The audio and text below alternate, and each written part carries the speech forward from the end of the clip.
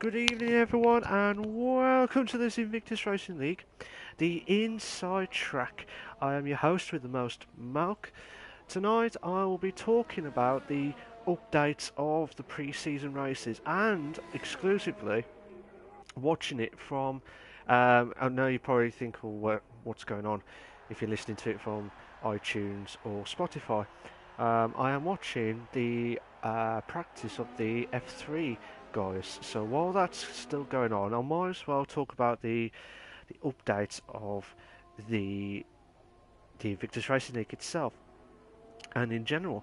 I mean, thinking about it, looking at all the tracks and how they're going to capitalise on it, it's going to be very interesting stuff.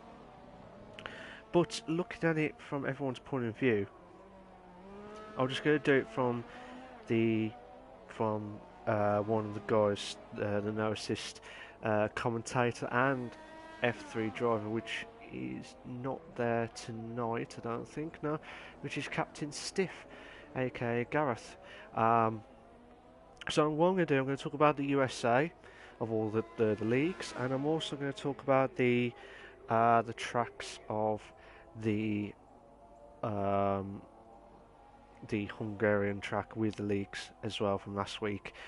And while we're watching while I'm looking at the practicing of the F3 guys as well. But like I said, with the pre-season races, these are the two races where the guys have got to get themselves up and running and absolutely making sure that they're ready and up for this league. Because if they're not, then there's something wrong. And looking at it from everyone's point of view, I mean, the no assists. Now, we've had some new drivers coming in, and obviously some old drivers have left, including myself, who I needed a break from, to be honest, from the racing. And hopefully I'll come back probably next season, see what happens. Just have to wait and see what happens here. But looking at it from the point of view, hello. Bear with me a sec, guys.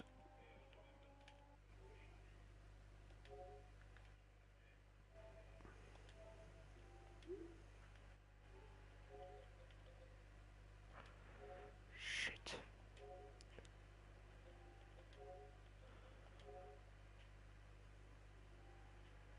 Bollocks.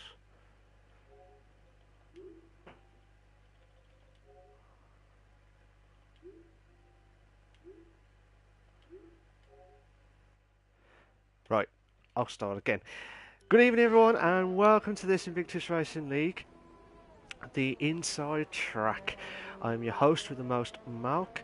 Tonight I'll be talking about the two races itself. I will be talking about the pre-season races updates before the season kicks off on the 25th, week commencing the 25th of February. We're going to talk about the updates from the USA, and I'm also going to talk about the updates of the um, the Hungarian track as well. But also, while I'm talking about, I've got some exclusive viewing, obviously, of the F3 League when they're doing their practice for the Bahrain track, which is the first race of the new season of Invictus Racing League. Unfortunately, for the guys who are listening to it from Spotify and I was going to say Twitch, Spotify and iTunes, I will try and give you an update as quickly as possible. But from everyone's point of view, but looking at it from everyone's, so just seeing what everyone else is doing. But to be fair, good evening to everyone else joined. This is just the update of the podcast itself. I'll be talking about the USA track, which I'll be talking about now. The USA track, you got the no assists, and then you got the Performance League, Realistic Performance League 1 and League 2, and also the equal leagues of F1, F2, and F3 on the Wednesday nights itself. For the no assist, I'm going to read the paragraphs from Gareth tonight, aka Captain Stiff, who's also the no assist commentator and the F3 driver, pairing up with Tej Tedua, aka Tom, this season. So, like I said, the No Assist League in the USA track has always opened the new season. It was a debutant on Oni Onoxime or Anime, I can't pronounce it, who took the pole with a blistering fastest time, but he would kept on his toes by both the Force Indias of Boy Better Know and Rick WR88. Now, with the pre-season races, I will say this now, the pre-season races, these are all just, they'll be on equal terms until the realistic one, but I believe the I believe it's going to be turned to equal performance rather than the realistic performances, but they were prepped it up for the realistic performance, but I will get that confirmed at the time. But at the time this was happening, reigning overall champion Speed Queen and Tier 2 Racing on champion Scopefielder would struggle during qualifying. I would line up 8th and 9th respectively. The race saw a superb battle between Oni Exmer and Scopefield. Unfortunately, ended after the debuting Dutch driver spun on turn 2. This left Scopefielder chasing down race leader Scott in the final lap. Scott was able to keep the Swedish driver behind him in the final laps, as he used his much better straight line speed and keep ahead of the quick cornering Renault. They would come across the line with Scott taking the victory by 0.422 of a second, made slightly more open by a post-race 3-second penalty added to Scope's time. The battle of the podium equally went to the wire as Speed Queen just missed on a third place finish, with Delange staying above the incumbent champion by another 0.4 second margin. SJD had finished third on track, but after the stewards disagreed with his idea of the track layout, he was relegated back to 7th. It was a good win for Scott, who starts off pre-season with a hard-fought victory. Can he be the one who takes the fight to Speed Queen this season and be the first in the wild to dethrone her? Ooh, based on what I've read,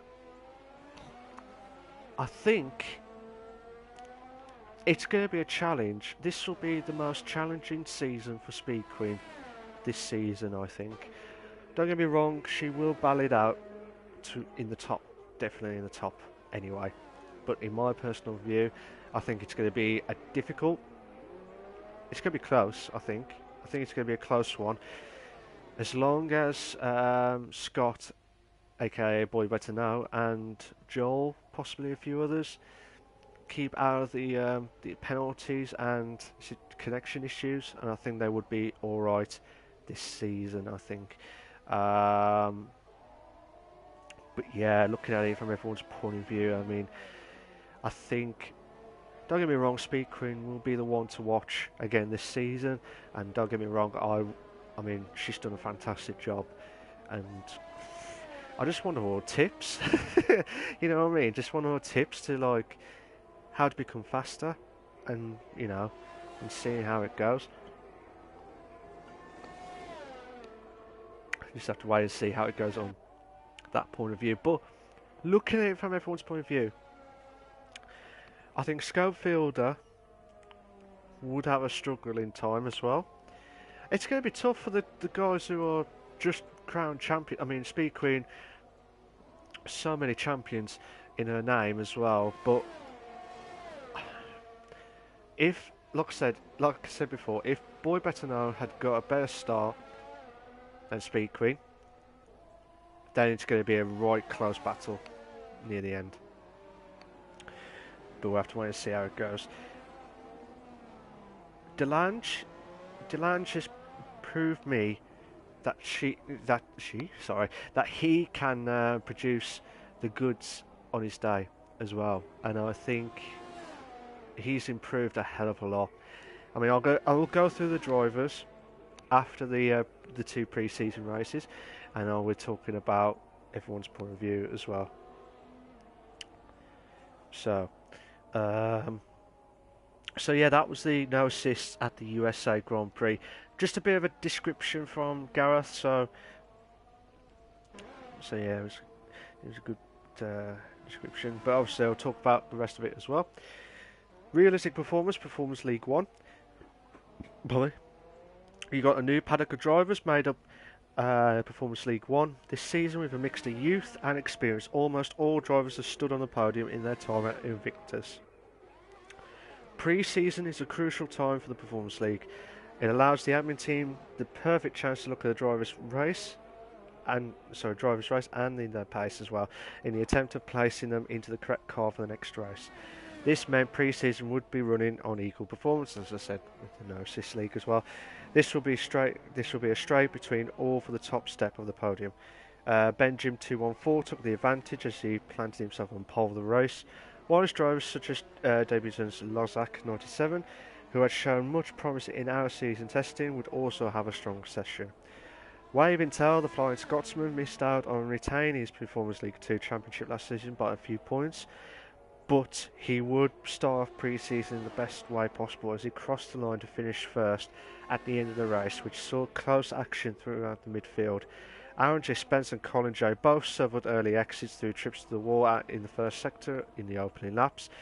The two will certainly have to have a more positive race in Hungary in the second pre-season race. Waving Tail was followed home by Lozak as he kept the Scottish driver honest in the final laps, and Betrayer, who seems to have joined by a short rope to Waving Tail, with the two continuing their season's long battle. That's quite interesting. I mean, I watched it from that point of view, and it was a great performance by Waving Tail. Lozak, I've seen in his outer season testing, he'll be the one to watch.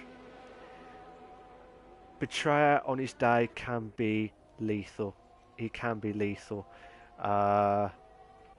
So be interesting to see how the guys could capitalise on it. But like I said, that's just the descriptive point of view from the Performance League 1 of the USA Grand Prix.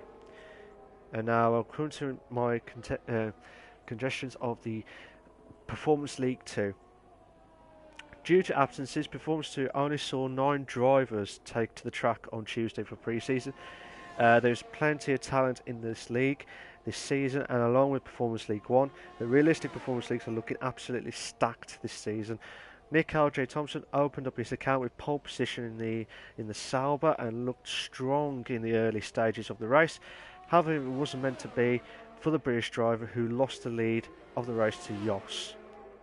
The Dutch driver is no stranger to the podium and once again took this top step at this culmination of the race. He benefited from passing Nick and the Walslander, having a poor race to move up from third on the grid, and in process took the advantage heading into the Hungarian Grand Prix, which is the second pre-season race. Nick would ultimately end up second, whilst third was taken by Meg Lugby. There is a plethora of talent in the league this season, so this looks like anyone's guess to who will take the win each week. Now, in that league, I will say the names of Meg and MJ Coop. Those two are going to try and get a good advantage of the constructors. They won it last season in the Performance League 1 last season. However, with the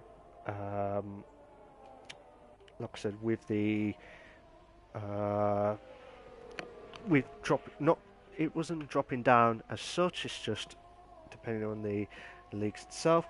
The guys have got themselves prepped up and ready to go for the League 2 side itself. But I can't wait for it. I can't wait for the battles for them for League 2, for Performance League 2. Hopefully, the commentator will come back as quickly as possible.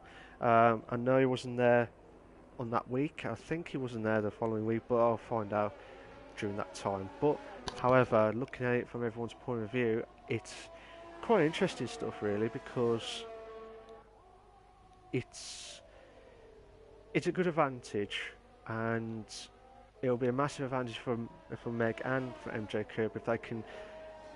But they are definitely teammates next season, So for this season, sorry. So this will be a massive advantage for them to do some good laps as well. Mm. But yeah, due to that, I mean that's a great performance for Jos.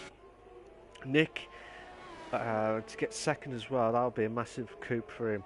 To I know he said. I know in the description it says that he had a he had a pole, but obviously he struggled throughout the race. So hopefully it doesn't compromise too much there. Um, who, but yeah, that's the Performance League, the realistic Performance League 2 at the USA Grand Prix. So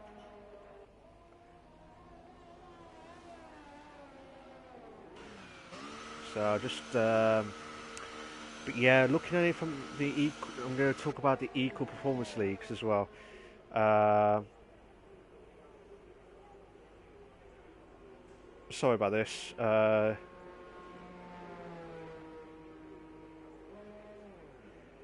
So talk about the equal performance leagues for the USA for F1.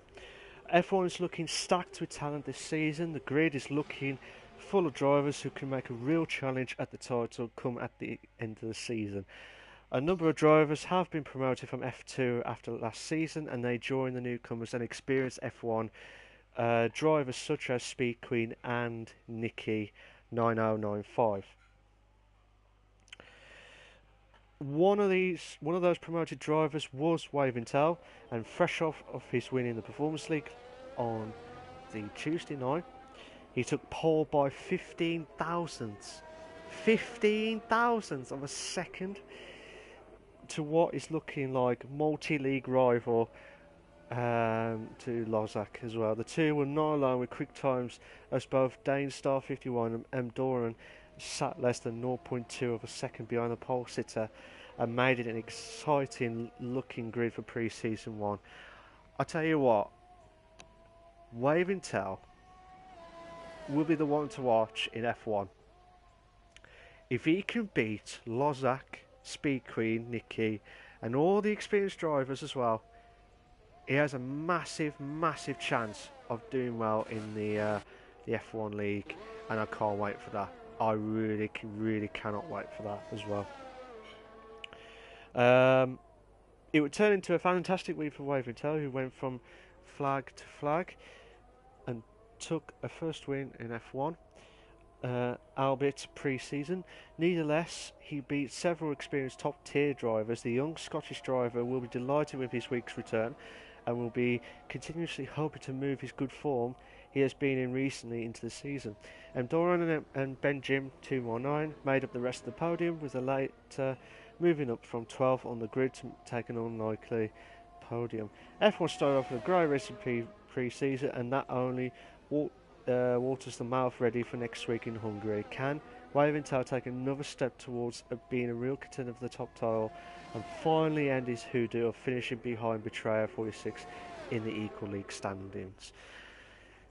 It's going to be very interesting stuff. It'll be very interesting for the guys here, because looking at it from everyone's point of view, I think it'll be interesting. To be fair, it'll be absolutely interesting. Waventown deserves to get at least a win, like at least a title, but he's probably had enough of getting behind Betrayer. So it just depends on how Betrayer plays out this season, and depends on how everyone else plays out this season as well. So just looking at it from everyone's point of view, I mean, that F1 league is going to be very tough. The F1 league is like the Premier League of football. The top drivers in the F1 league, the fastest drivers to be deserved to be in there for the F1 league itself. So yeah, I'll talk about the Hungarian one in a minute of the F1, but that was the F1 USA results itself. F2. New landscape in F2 sees a multitude of challengers, all varying over the new vacant title. The previous champion, Betrayer, is now in F1 and has left a group of hungry drivers all wanting to take away the F2 championship after we left Monza in round 12 of last season. Qualifying saw a superb battle between MJ Coupe and rookie driver Nis Max, with the two battling over provisional pole. Never Miss. I haven't heard that name in many ages. I hope it's okay and well, Never Miss. But yeah, it's good to see him back in the fold of the racing stuff. He did attempt to interject himself into the fight for pole, but eventually it was Nismax who snatched pole with a late lap to demote Coupe into second. Coupe would beat Nismax off the line, and in the early laps, a 6-car fight for the lead opened up after a contact between Jamie 6328 and Hubberstone caused the latter to retire. It would put the focus back on leader Coupe, who was battling bravely to keep Nismax and Nick L.J. Thompson behind. It wasn't to be for the British driver, as he suffered a DRS failure and struggled to keep the field at bay. It came into slight contact with Jamie after running deep into turn 8, which gave Nick L.J. Thompson the impetus to push on as he used the following laps to pass the two drivers ahead. Nick would go on to win the race and take the first major mental advantage over the rest of the field heading to Hungary. Coupe would finish in second on track, but was relegated to third as stewards awarded a post-race track limit penalty. Nismax was the beneficiary of the stewards' rulings for the majority of the top 5, as he saw a 5th place finish become second as the South African driver took a debut podium in F2. Nick will be happy to come away with the win, but has plenty of competition moving across to Europe for pre-season race 2, which is the Hungarian Grand Prix. Special mention goes to White Fountain on debut, made a superb strategy work as he went from a 14th place start to finishing just off the podium in 4th. That's what I like about the drivers, that's what I like about it.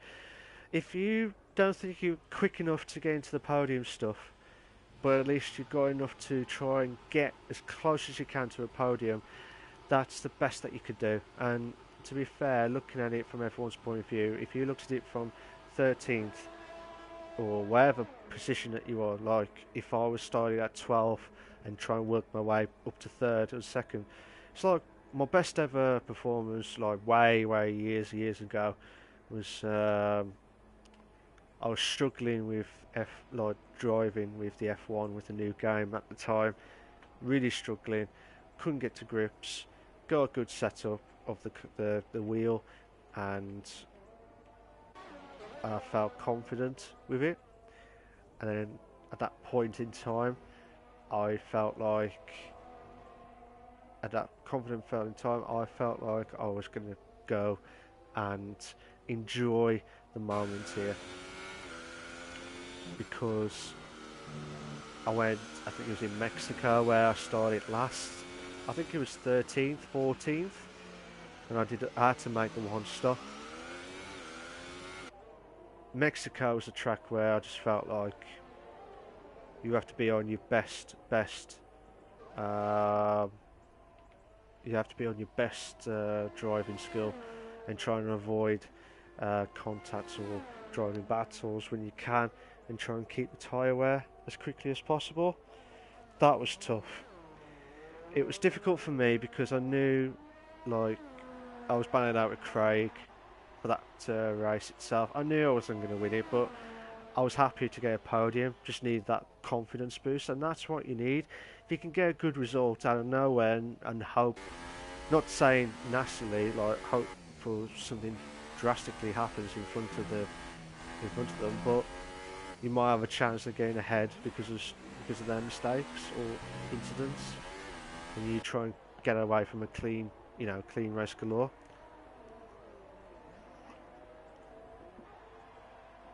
So that's what you need as well. But that's just good, because White Fountain might have a good chance of doing well if he keeps doing that each time and keep it consistent. Who knows? In the F3 League, The F3 looks wide open this season, and with the grid full of drivers that are more capable of a championship challenge, it would be a very interesting pre-season. Even with a number of drivers missing the race, the qualifying session saw one of the closest finishes in several seasons, with pole position taken by the debutant, the Willow 97, by 5 thousandths of a second, edging out the Renault of Bougie by the smallest of margins. The race saw a chaotic start after contact from Steele, Agent Steele, WD with a click of a 66, and F1 Richard 67 into turn 1 on the front runners caused several drivers to collect wing damage. The drama continued into turn 2 as the Toro Rosso of rookie driver D-Boy Dan 22 speared into Captain Stiff, putting the Williams driver in the wall and out of the race before the third corner. The battle for the top 3 positions raged in the early stages, with ferocious stand and Bougie trading places lap upon lap for the lead. F1 Richard had caught up after some superb early pace, and with one use of the DRS zone on lap 7 moved past both cars ahead to take the lead. Disappointingly for Richard, he would eventually drop out of the session and down the order, which promoted Dan back into the lead, and after a much stronger start to the second stint, he pulled away from Bougie and finished the race with a lead of 8 seconds over the Renault, who took home second. Paul Sitter the Willow made a fantastic recovery after an early incident saw him require a new ring and drop into the back, which has fought through the order and came home for a debut podium. It was a dominant start for Dan, who was almost untouchable after the pit stops. But his teammate will be looking at a good result next week as the two battle for team supremacy, and with a number of drivers in the F3, it could be anyone's to win. I watched that race because I had to do the commentary and stuff. Dan and F1 Richard look absolutely strong for the constructors. For me, from my own opinion, personally, but to everyone's point of view, I think it's going to be interesting stuff, because can Dan get that elusive Drivers' Championship, or would F1 Richard spoil the party and them two battling out for the constructors as well as the drivers? It's going to be very interesting stuff. But don't get me wrong, you got some new drivers of Ted, old drivers, of Tej, Captain Stiff, Mike, who's returned as well, Steele trying everything he can, Sab, who's returned to the F3 league itself. So there's so many drivers battling out. It's just great stuff to see. But I mean, you got Stephen as well. There's so many drivers who, on their day, they can produce the goods. But I'll give my view of who I think would do well or not do well this season. But obviously, it's going to be very hard for me for the drivers who have not seen, brand new. So it'll be a very difficult one for me. But that was the update of the for the Hungarian Grand Prix. But with the drivers, like I said, with the drivers itself, it's going to be very interesting stuff for everyone, really, because who would win the F3 league? Who would do that? I mean, I'm looking at it from I've got some exclusive viewing. If you're watching it from the Twitch channel, if you're not, if you're listening to it on the podcast, I will try and give you some updates. I mean, from looking at the pre-season, like the practicing of the first race of the Bahrain Grand Prix, Tejuar, aka Tom, is doing a good qualifying at the minute with 127.6.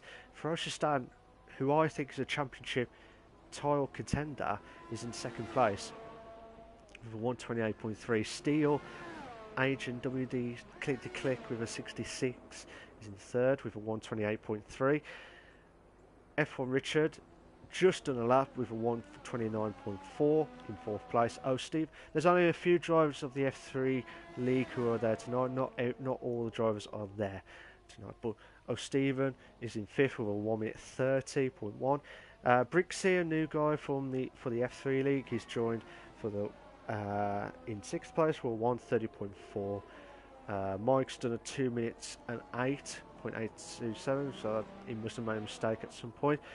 So he's in 10th. Sab and Daniel Dahl, DD, double D.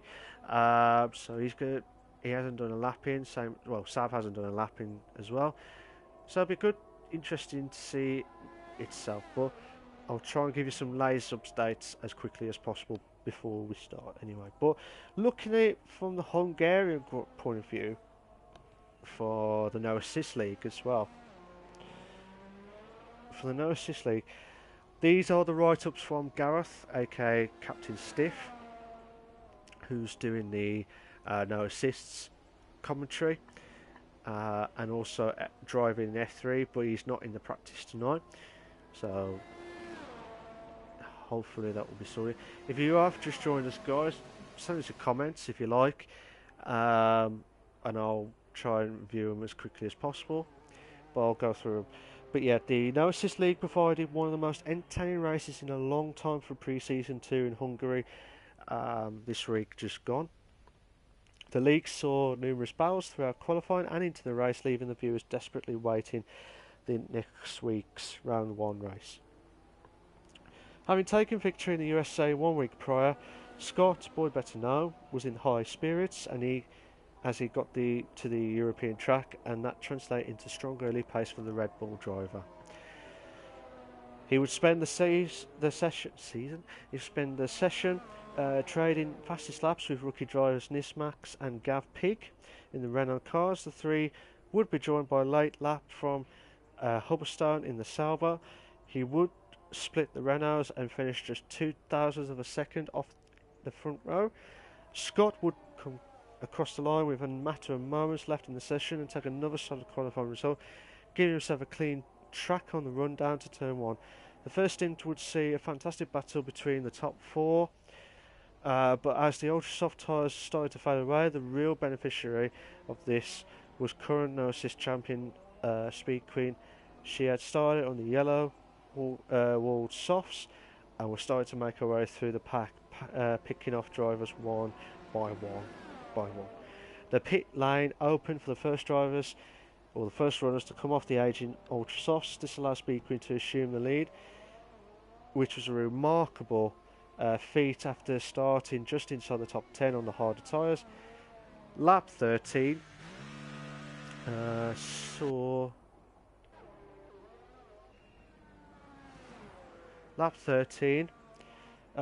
a strange occurrence. After a good start, Rick unfortunately lost control at turn 5 and hit the wall. He was almost immediately joined by front runner Gav Pig, who in almost carbon copy had the exact same incident.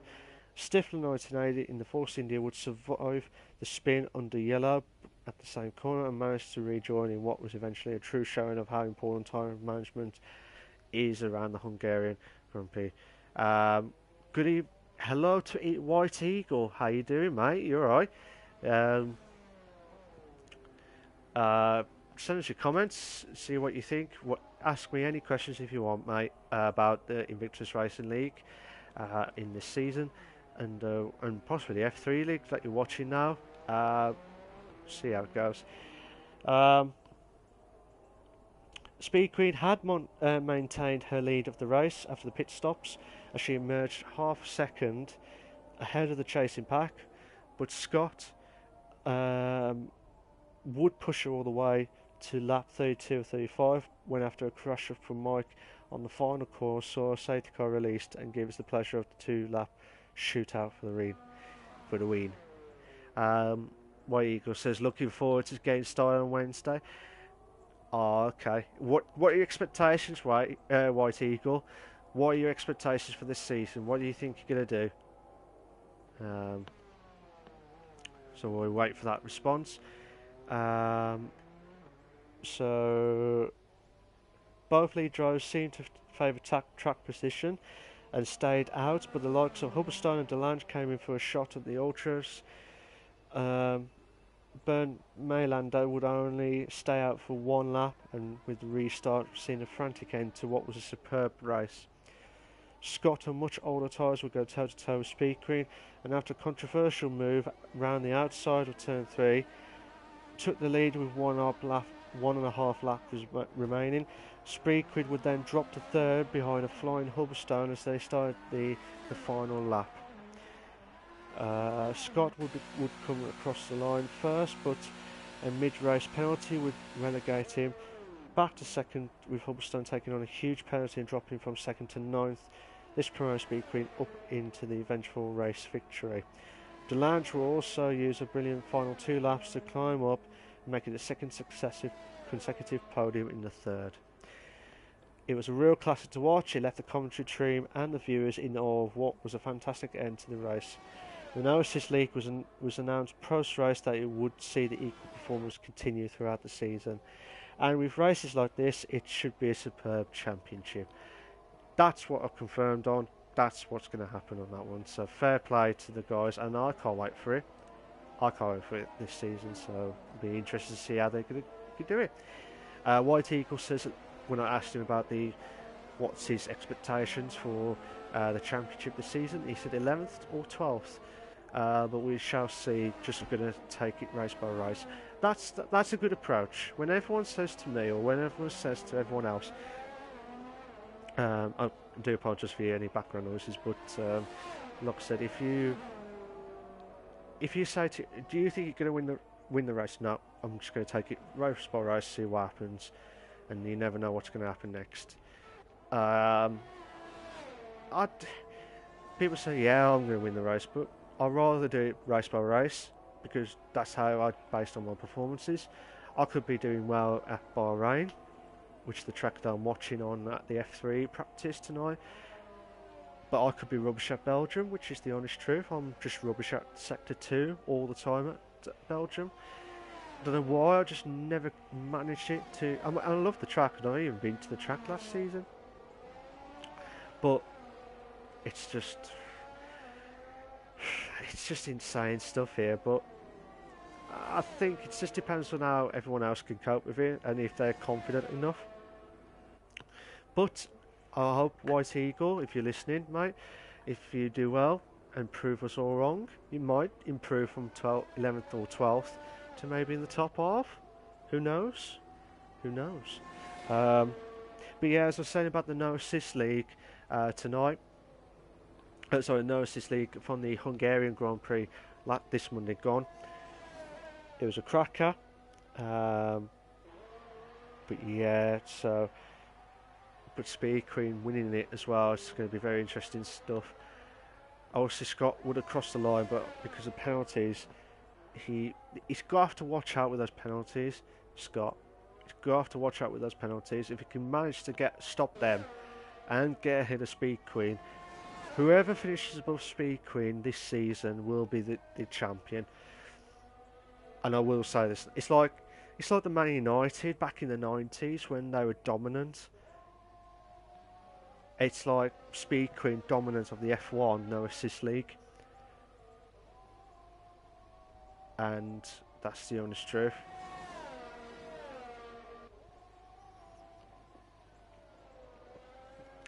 It's like who would capitalise on to beat Speed Queen. And I will say this now: I think if anyone can beat Speed Queen on the day, they could do. Just got some live updates of the F3 League. Tejwar, aka Tom's, done the fastest lap with a 1:27.2. Steele is a 1:27.7. Ferocious did a 1:27.7. Danielle Dahl, a new driver, did a 1:28.2. O'Stephen did a 1:28.7. F1 Richard, who retired, did a 1:29 flat. Brixie did a 1:29.2. Mike with 2 minutes and 8 seconds needs to try and get a good start if he can. And then you got I think it was Sab, but he had to leave the session, we'll have to wait and see. And I think that's the finishing qualifying stuff anyway. But that's just interesting stuff. Hopefully the guys will carry on racing while I do the last bit of the podcast. But yeah, that's the update of the no assists. But I will go through the drivers and my opinions and my views. Who do you think? Oh, I asked for White Eagle if he's still there, but if you're there still, White Eagle, what do you think? Who's going to be your main challenger based on what you've seen this season? Who's going to be your rival this season? So I'll wait for White Eagle to give me an answer on that one. So realistic Performance League 1. After last week's strong start for Waving Tail, the Scot would be looking at finishing off pre-season on a high and going into the season with the most momentum possible. However, with drivers such as Boy Betanoa, Scott, Lozak and Betrayer all vying for the top step of the podium, it was going to be a true battle of attrition to see who would take the final win of the pre-season before round 1. The times in qualifying were steadily falling across the 18 minutes, and with less than a minute to go, SJD would superbly drop a provisional pole time that would eventually go unchallenged. It will be Scott.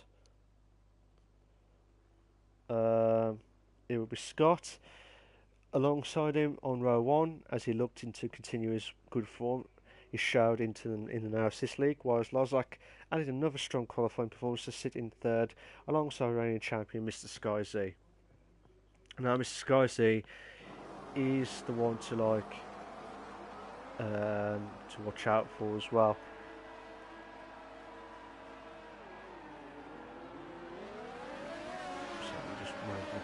They're just doing the racing now. Ooh.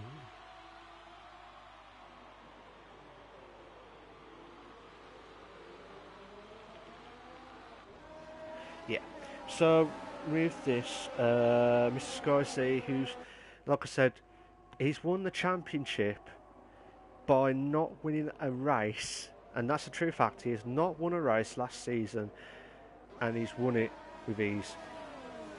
This is where I say won it with ease. He won the championship by winning no race at all. So just interesting stuff to see what happens here as well. But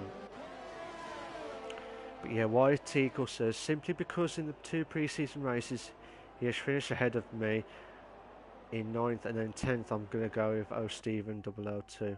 Okay, that's what White Eagle says for his opportunity of a lifetime to try and beat O Stephen. So White Eagle is going to try and challenge O Stephen for the as the main rival on track. Could be interesting stuff, but seeing how O Stephen does it. I mean, O Stephen had been struggling throughout the season itself, the last 2 seasons, but hopefully he'll bounce back and try and get ahead as quickly as possible.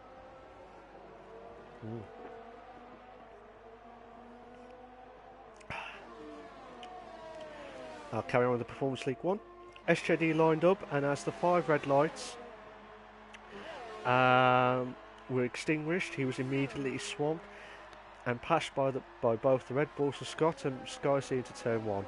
The pole sitter would struggle to hold onto the leaders, by lap 3 saw his Renault drop out of the podium positions with Waving Tail getting past. The early stages of the race saw Fascone crashed out early as the Irishman would bemoan a poor pre-season, but as a multiple race winner, but as a multiple race winner, it is certain that you can't count him out for good whole points over the full calendar season, and that is a good choice. Good evening to Gareth. How you doing, mate? You alright? AKA the No Assist commentator. He's just checking in on the team at Tom, seeing what his pace. Okay. So he's just joined in the stream, aka listening to the podcast I'm doing tonight. I just thought, I know this was last minute, but this is just seeing what the pace is for F3. I might do this for every time, for every race. Probably. Every week, instead of staring at the multiplayer screen. What was I saying? Yeah, Scott started suffering on the ultra soft tyres, and after a pit stop, dropped him down the order. He caught up to the gearbox of Captain Stiff down the main straight, but disaster struck for the Red Bull.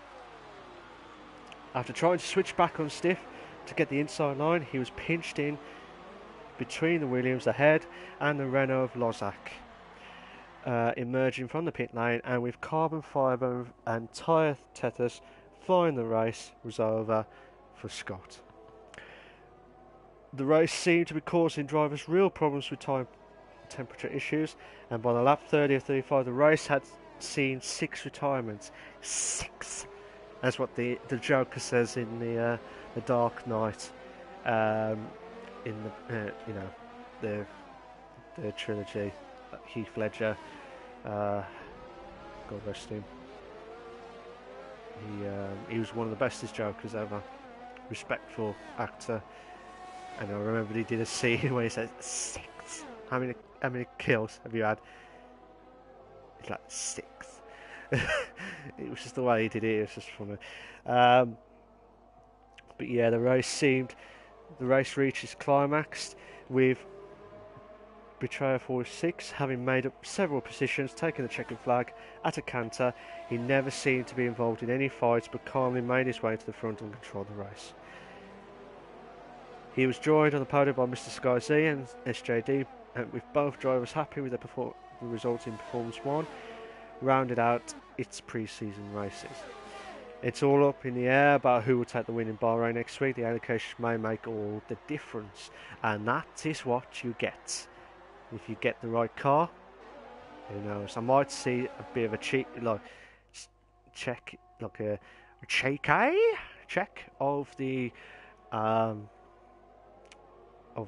allocations for the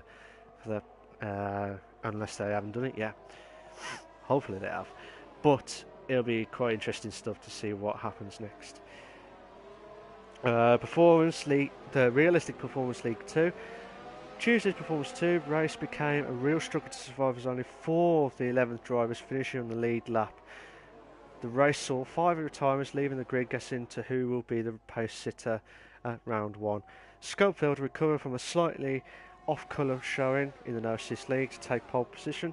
He was joined by Jos, who made it all in a Renault front row, as the French manufacturer cheered on their success.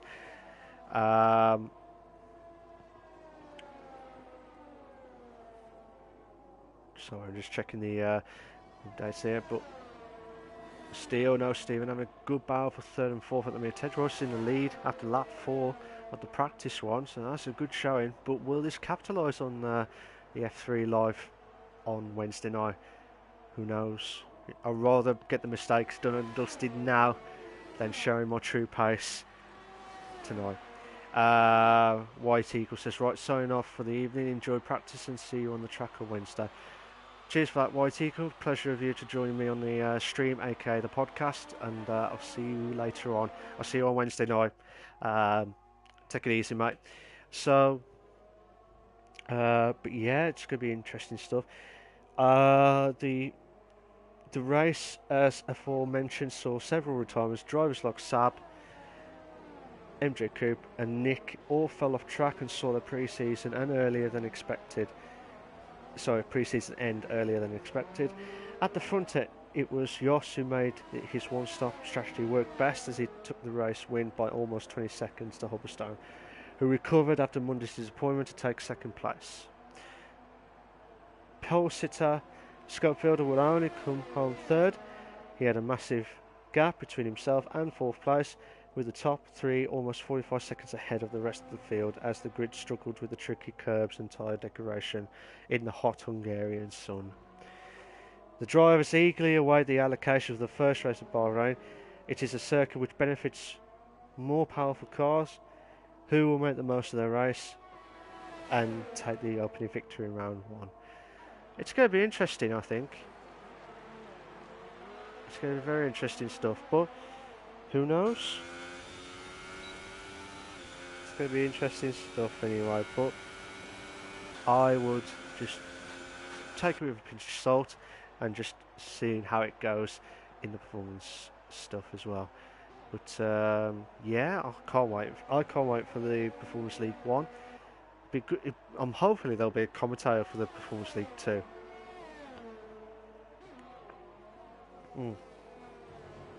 I hope so. Anyway, because that'll be fantastic stuff. Um, so I can't wait for it. I mean, I'll do my actual driver's opinion and driver's overview. Let's see how it goes. The Equal Performance F1, which is the Hungarian races, still going on. F1, it was an all-star cast in F1 for the final pre-season race, and with the prospect of a full grid heading into Bahrain next week, the drivers would have to use this final race as the perfect preparation before next week's big opener in the Gulf State. F1 saw the debut of Viesa Odems. You may remember him ages ago, where he did some races with us in the past, but then he had to leave, and now he's returned back. But yeah, hopefully his connection, from what I remember, his connection issues was there, but hopefully that's all gone, and hopefully we'll have some quality action going on this season. A prolific winner across many F1 leagues, and equally the very fast Samuel Pittar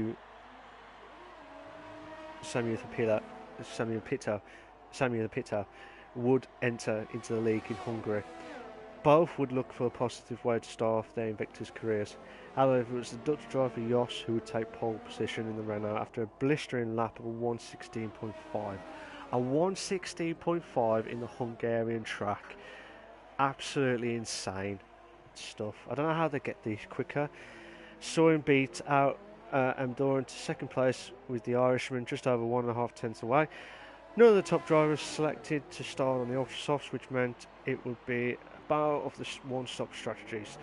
And as the race played out, it was soon becoming aware that Viesa Odems was going to immediately install himself in the conversation as championship favourite.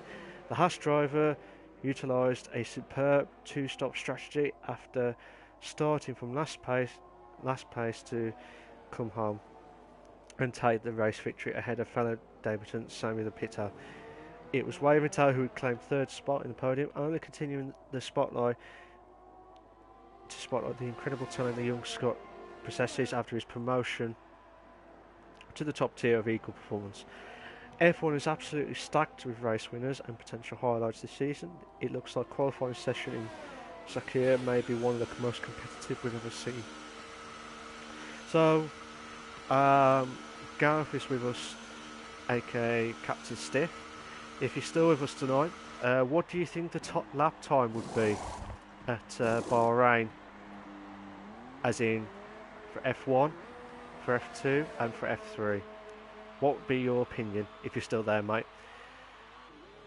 Just seeing if you can get an update on that one. But looking at it from an update on lap 8, Tej and Danielle battling out for first and second at the minute on the testing side.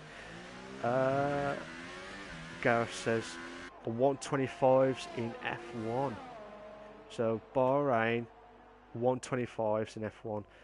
F2, what's your guess in F2's time? 127s, you would say? Just see what he says. Anyway. So he says low 26 for F2s and mid to and late 26s for F3. Ooh, okay. We had a 27 tonight, but I don't know if that's the true pace. But that was quick, to be fair. That is a good time from Tom. Tom's coming to the pits. Danielle. So, yeah, it's in the lead. But yeah, looking at it from everyone's point of view, I mean, who, as I said to White Eagle, Gareth, who do you think is your main rival this season, based on what you've seen in F3, in the driving wise? Who do you think's your main rival this season? So while I'm waiting for Gareth's opinion on that one, we're going to talk about the F2. The F2 Hungarian race. Pole position F2 was split by less than 200th of a second as Hubblestone edged out Tony White for the prime run down to turn 1.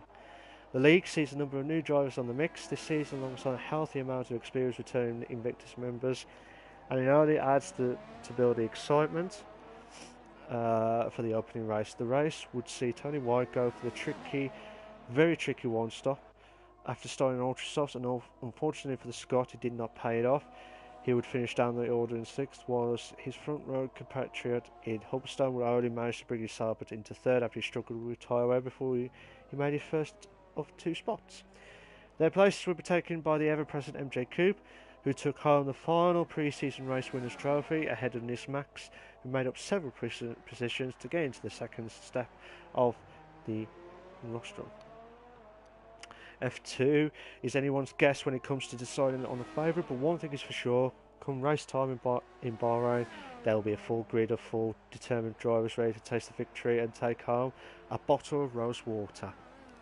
Ooh, rose water. Gareth has just commented back saying of his rival. He said Tom, aka Tedrock, F1 Richard, Ferocious Dan, and Buja looking very strong. Vasco is always fast. If he can be consistent, he could be right up there. Ooh, okay.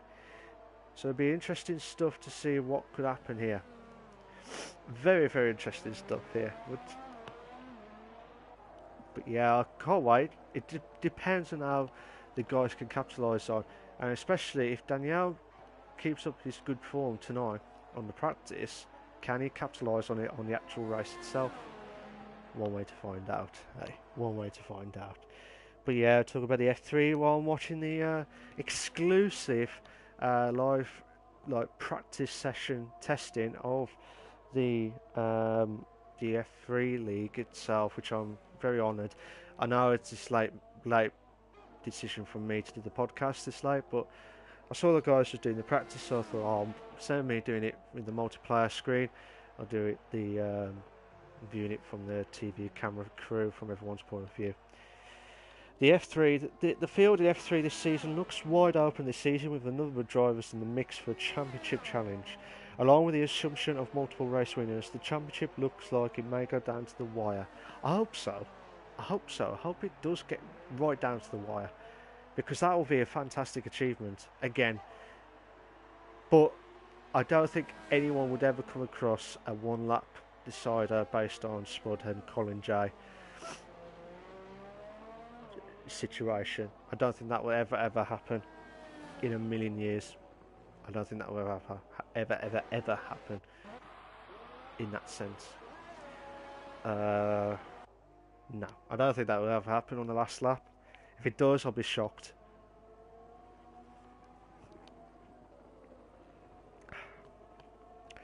First, Stan had a perfect start to his pre-season in the USA last week with a comfortable victory, but with McLaren teammate F1 Richard looking strong this season, the McLaren garage would possibly see a hotly contested battle.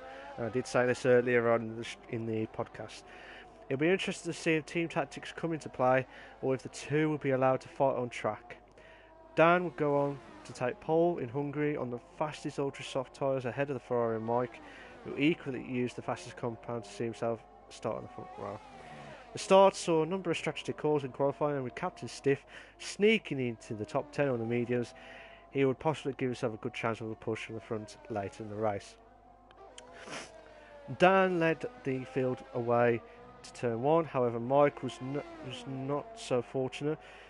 His Ferrari bogged down off the start line, and by the entry to the first corner he found himself back down to 8th place and with a lot of work to do. It was Saab who would utilise a very strong first stint on his yellow walled soft tyres to move into the lead. After Dan's stop meant he would have to fight his way back into contention. The Mercedes and Saab would proceed to maintain his lead. He kept F1 Richard at bay with a superb late pace and crossed the line to take the debut of F3 win. The two McLarens would round out the podium, with Dan managing to stave off a large charge from Captain Stiff. It was a good day for both the McLaren and Williams team, who saw the both cars finish in the top 5. Could that be our battle for the constructors this season? The F3 paddock is full of hungry and excited drivers, mostly to do with sorry, I'll say that again. The F3 paddock is full of hungry and excited drivers, ready to do battle in the Gulf next week, and with the prospect of a multi-race winner of the season, this is shaping up to the most fun and compelling season yet. That's the pre-season races done and dusted in Invictus. They had 1 week, or this week, the few days remaining. And what I'm seeing for the F3 guys I'm watching now, the drivers now have 1 week to prepare for round 1 next week. Well, this week coming up.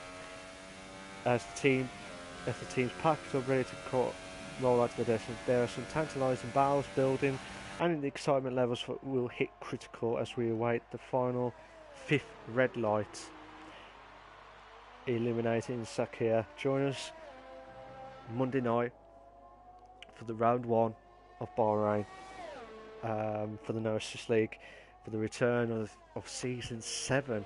Season 7 of Invictus Racing League, and we're going strong as always. But yeah, that's just a brief thank you to Gareth, who's listening now. Thank you to him for doing all the write-ups. He does a fantastic write-ups. He should be an F1 columnist, which he does in the in the blogs. Does that perfectly. He should do that from now on. But he does a cracking job, to be fair. He does a fantastic job as always. And I can't wait for this season. I can't wait for this season. Sorry about that. I've just seen a little bit of a spoon from O'Stephen. Lost it on one of the corners there, dropping down from 4th to 5th, which brought Ferocious down on charge to try and catch up to Tej in 3rd. So the F3 live practice for the Bahrain Grand Prix for some of the drivers is seen as Danielle, a newcomer, just gone to the pits, was from 1st and now dropped down to 2nd. F1 Richard, who's in 13 laps of mediums. Danielle's starting on the mediums when he comes past. Tej is in 2nd. Wherever I think Danielle's just gone ahead of Ferocious Down, which is what crucially needed. O'Stephen is in 5th, Ferocious Down's in 4th, O'Stephen's in 5th, Steele is in 6th, Briggs is in 7th. Mike and Sab had to retire the race itself. But yeah, looking at it from everyone's point of view, I mean, I don't know whether this is a true reflection or this is just by luck, but you never know. You never know until the fat lady sings. That's the old saying, eh? That's the oldest saying. Right, I'm going to talk about my views. Now, my views of the League One, like the performance stuff, and my views of the drivers, who I think would do well, who I think would struggle, and who I think would determine to become possibly a champion. So I'm going to start off with the No Assist League. So a recap of the drivers of the teams, which I believe is confirmed as the equal performance leagues now. So it will be no assist fully. I think it'll be no assist fully, unless it's tier 2 tiers, which I believe it could be. So the guys who are not comfortable with the racing line off, they have got the racing line on. But the majority of it is off. So Mercedes, you got Boy Better Now and Joel. Ferrari, you got Speed Queen and Mike. Red Bull, you got Delange and Scopefielder, who Scope won the Tier 2 Championship last season, and Delange and Scope won the Constructors. So Scope will be the one to watch this season, because he's won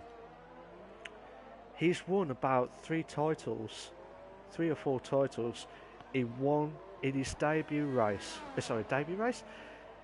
Four championships in one race. Unbelievable.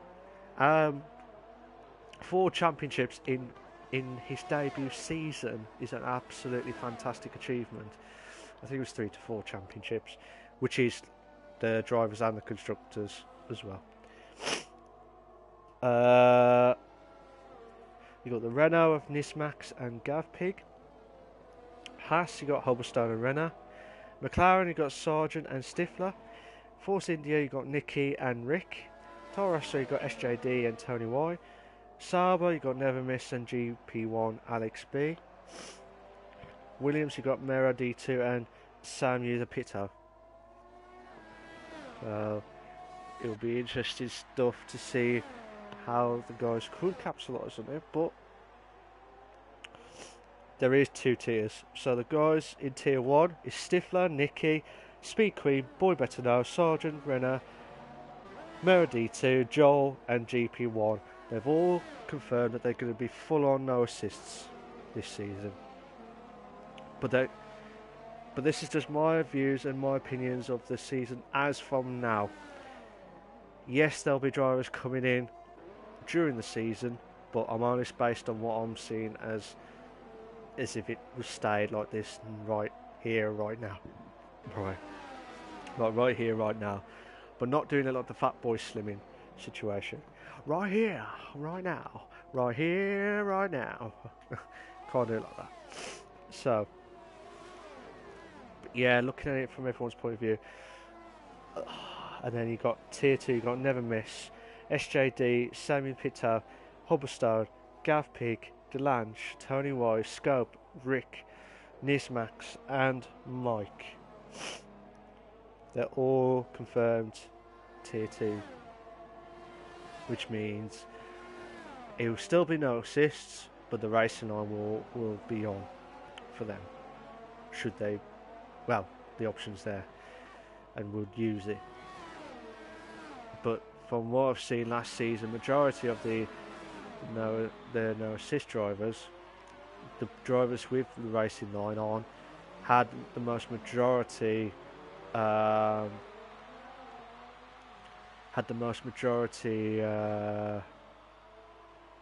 do you call it? The most majority wins of that season compared to the guys who are on tier 1. But I thought it was a good battle from the realistic leagues, because it's good to see how the guys could capitalise on it, but who knows? Who knows? If you want my honest opinion with tier 1, if anyone could get ahead of Speed Queen, then they're the definite champion. But for me, Speed Queen will always be number 1.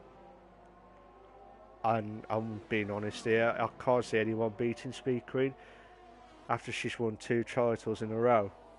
I can't see her winning. I can see her winning the 3rd. I can't see her dropping off. So that's me confirming that I think she'll win the league in tier 1.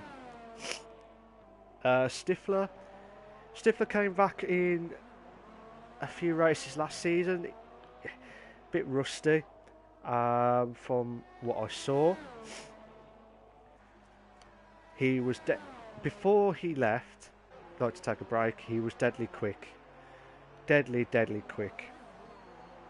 And to be fair to him, I'm hoping he'll have a good start. Could he challenge Speed Queen? Yes, he could. If he's definitely up the pace as quickly as possible. And again, I'd rather have all the mistakes done way before the season starts, because you need to get that good start as quickly as possible. Nicky, on his day, can be very consistent, and he won a few races. Like, he got pole a few times, but he can be very good. So I would say for him, top half finish for him. Out of the 9, I reckon he'll finish top half. Boy Better Know, I think I think he will. I think he'll do well as long as he beats Speed Queen and Stifler and other ones as well. He might have a chance of winning the tier one title, but I think everyone will challenge to beat Speed Queen this season, regardless.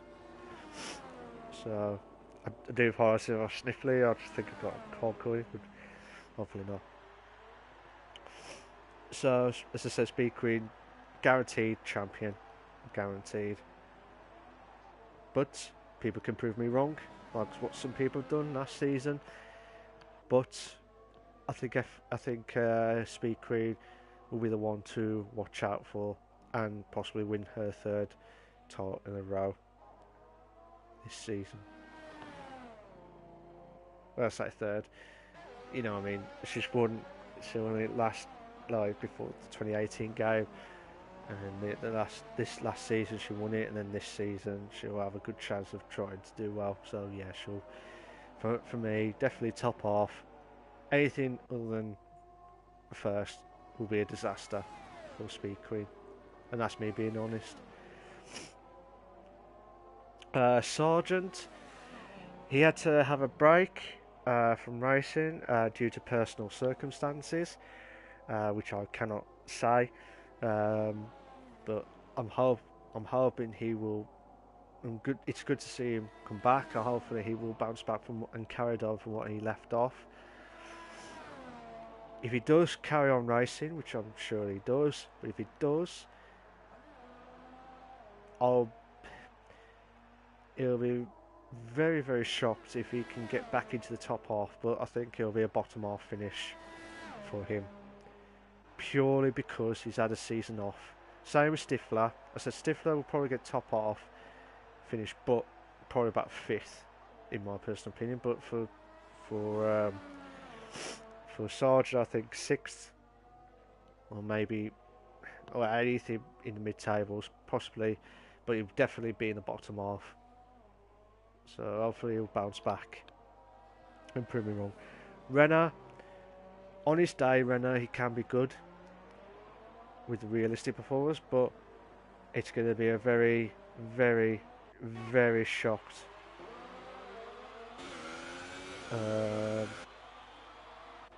it's going to be a very shocked season for him, especially in the equal performance, because I haven't seen him in the equal performance, so I'm not sure how he's going to capitalise on it. So,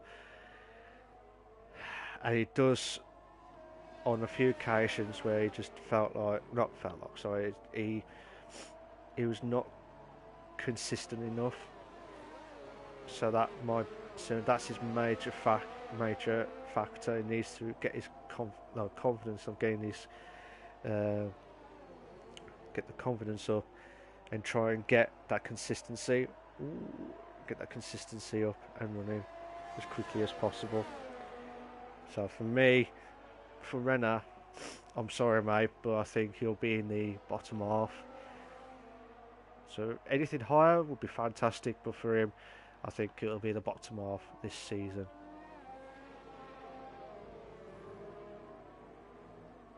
It'll be good to see if he can prove me wrong as well. Mero D2, again he had to have a break. On his day, he can be very good.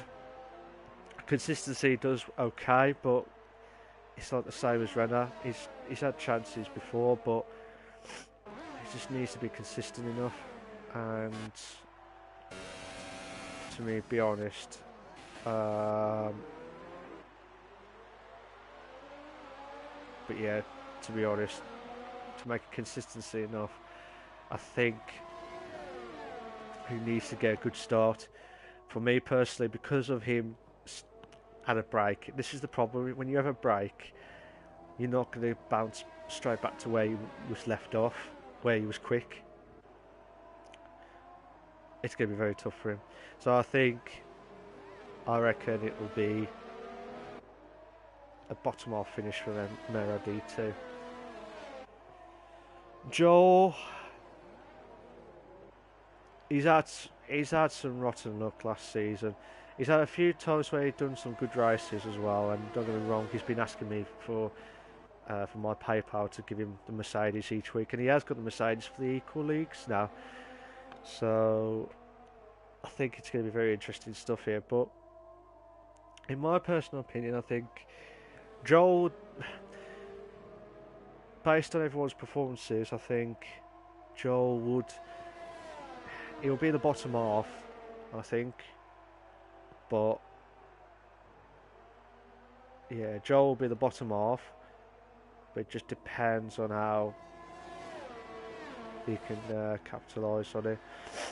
I hope he proves me wrong as well. I hope he proves me wrong. But yeah, I hope he proves me wrong. GP1 Alex. Now I don't know his pace, so I can't really tell. A newcomer to the No Assist Leagues as well. So again, it's hard for me because I don't know their exact pace without looking at it. And in my personal opinion, I'll have to default it to say a bottom half finish for them, because I'm not sure what their exact pace is. Unless I've seen them, I think the F1, I think their pace will prove me wrong as well. But looking at it from their point of view, I think GP1 Alex would have a bottom half finish. I'm not saying where exactly, but I'm just saying bottom half, so it'd be between 6th and 9th respectively. But as the top 5 is like the top half. So I think it's going to be very interesting stuff for the Tier 1 side's point of view. The Tier 2 drivers never miss. Every time when I see never miss, there's always one or two first 3 laps incident. Not saying he's a jinx or what, but he does try to never miss the try not to get caught up with the with the incidents. But again, he's one of those drivers where I haven't seen him driven around a no assist car yet. I've seen him in the equal leagues, and he's quick on his day. He can be very quick. But what can he do on the no assist driving can be a very different story.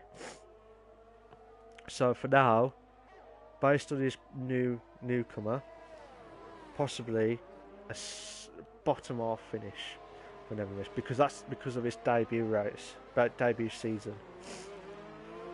SJD, he'll be saying to me, prove me wrong again. I'm not going to prove him wrong, because he already proved me wrong many times last season. So next season, or this season coming up, SJD will definitely be in the top half, because of his performance. I've never seen him driven like that ever. Because of what I've seen in the previous pass, I've never seen him driven like that ever. And it's a magnificent performance for him, and I hope he will continue that performance as the driver itself. I hope he does. It'll be good to see how it goes. But Gareth, as you're watching the No Assist League as well, tell us your views. Who do you think will do well next season, tomorrow night? Well, for the whole season. I've got my predictions right. Do you think I've got them wrong? Tell us your views so far. Well, I'll talk about the rest of the Tier 2 drivers. Like I said, SJD will definitely be in the top half next season. Samuel Pito. Now, I've been told he's a very, very quick driver. But, again, I could be quick on my day. But it doesn't mean to say that I could be... It doesn't mean to say that I could be quick on the pace. So, I think a mid-table finish, possibly 5th. Possibly 5th for Samu. I think possibly 5th for him. Gav Pig, again, I've only briefly seen him racing the out testing, but it's going to be very tough to join the No Assist League because of the experience of the drivers that we've got in not only in Tier 2 but the whole league itself. So it'll be interesting stuff. But I think for now I'm just going to put him on the bottom half of the table, purely because I'm not seeing his true pace, and that's me being honest. Delange last season was immense, absolutely immense, and he could have won the title last season, only pipped by Scopefielder. So it'd be interesting stuff to see what could happen here. But yeah, I think Delange would do well next season. I think a top half finish should be able to do well in. Tony Y, he did well last season, considering he was in the Ferrari and the Red Bull, and Ferrari Red Bull a few times, majority of the times last season. He's improving. He's not as quick on the equals than he is on the no assists. He's not quick on the no assists. So, I think he'll do well, but it just depends on what start he could do. So this is his opportunity to prove me wrong. So I'm going to say bottom half finish for Tony Y. Scope, the tier two championship winner from last season. This is his best opportunity to retain his title, but it just depends on how he can capitalise on some of the drivers here that are on tier 2.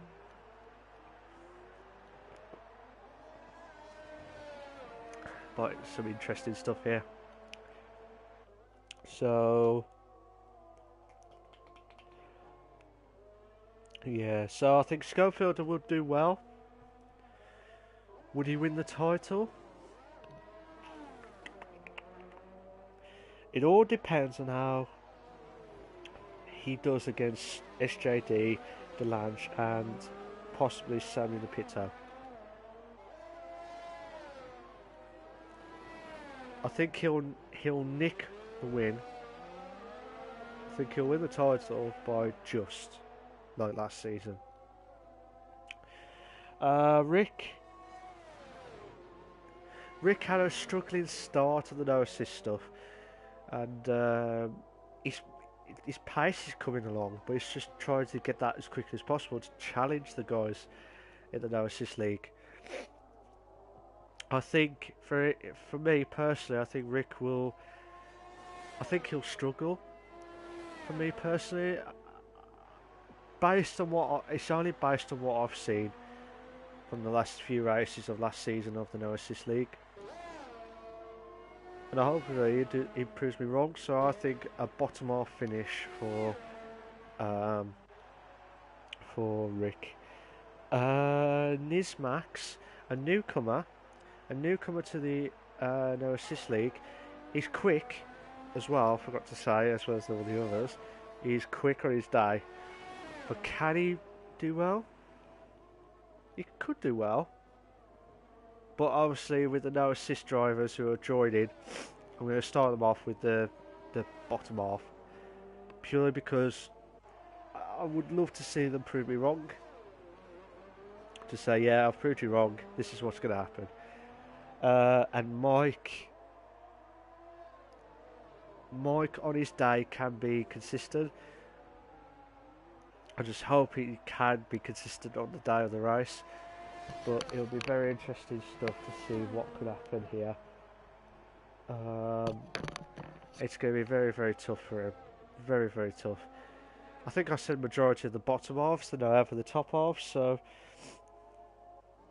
I'll say Mike, I think he's coming back to his old self, as in proper racer, proper challenging for the top half. So I think I'm going to go for Mike for the top half this season, just because I've seen him bounce back a few times, and that's what I need to see from him, and he will do well. But yeah, looking at for them itself,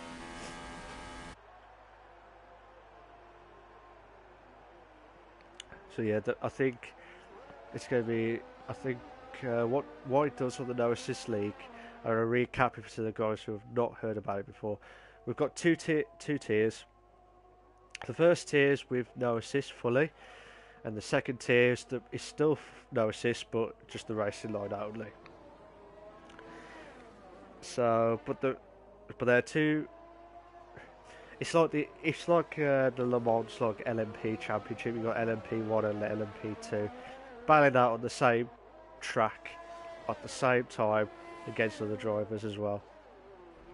But for the guys who are battling out as well, it's going to be quite interesting stuff here. I think, and then it's like two tier championships, but one constructors championship, which is merged as one. And then I think what some people suggested was like it's like the overall tier champion. So the two winners of the two winners of the tiers, who's going to be the dominant one.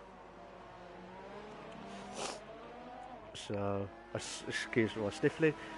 It's good for me, but hopefully that will be good. Go away soon.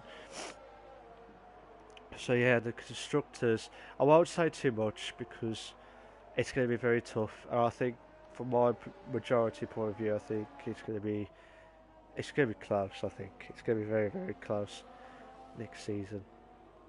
But that's my views of the No Assist League for season 7 of Invictus Racing League 1.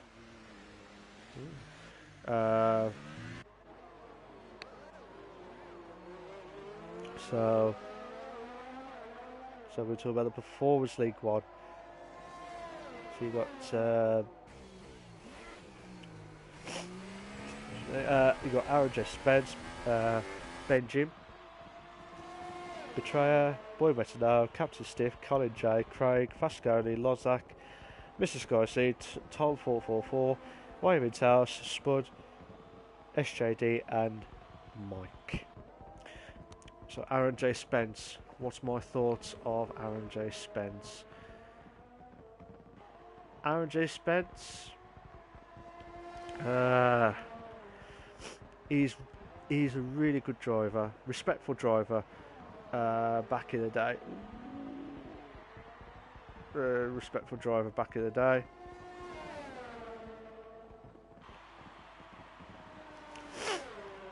So yeah, should be. I think Aaron J. Spence would do well this season. So there's 15 drivers as so far this season in Performance League 1. The realistic Performance League 1. So I think, in my personal opinion, I think Aaron J. Spence would finish in the top. I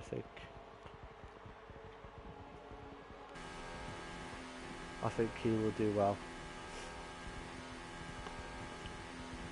Ben Jim, I haven't seen him racing much in the past, so I probably have, but I just forgot his driving stuff. But I think, for me to be safe on it, I think the first one would be, I'll probably put him on bottom half of the table.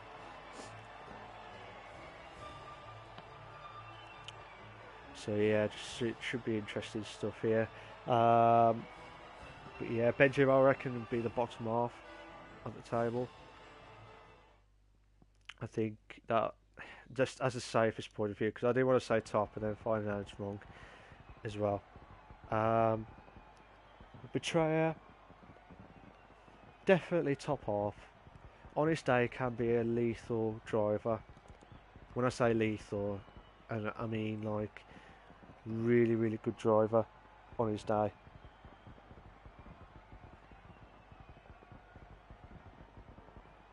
But yeah, should be interesting stuff. But I think, in my personal opinion, I think Betrayer would challenge for the title. I'll have to give you an answer later on who I would pick the champion out of the Performance League 1. Boy Better Know. he did some few races last season, and I know him from the No Assist League. How he's going to manage in this league, it's going to be very tough. On his day, it can be very good, but yeah, should be a good battle. Um, Looking at it from everyone's point of view, I think Boy Better Know will challenge for the top half. Definitely, I think he'll challenge for the top half. But in my personal opinion, I think yeah, top half, definitely. Captain Stiff on his day, he's improving left, right, centre. Captain Stiff, and I'm very impressed with him. Based on the realistic performances, I think he'll do well. I think he'll be a top half finish. I think that's my personal opinion. You got Colin J, top half.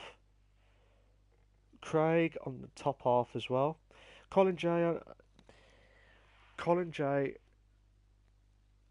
In all honesty, I hope Colin J. doesn't lose out on losing out on another title challenge like he did it in the F3 league. I hope he doesn't do that. I hope he does challenge for the challenge for the title, but not in the same situation as what happened in F3 last season. So Colin J, I reckon top half. Craig, the original Flying Scotsman, on his day can be producing well, but I think top half between mid-table and top half would be my guess for Craig. But he prove me wrong all the time. He proves me wrong. Fasconi, Fasconi. He's quick on his day, but he's not. He can't be. He can't be consistent enough. He needs to do that this season. So I reckon bottom half to mid table finish. That's my personal opinion.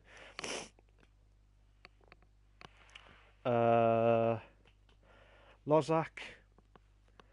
Oh, that's just going to be tough now. I said top half quite a few times, didn't I think.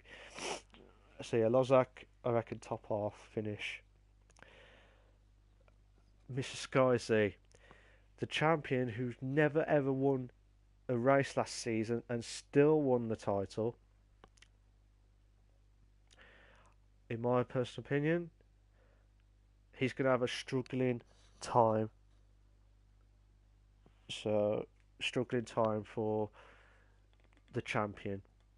I think it'll be one of the toughest challenges ever.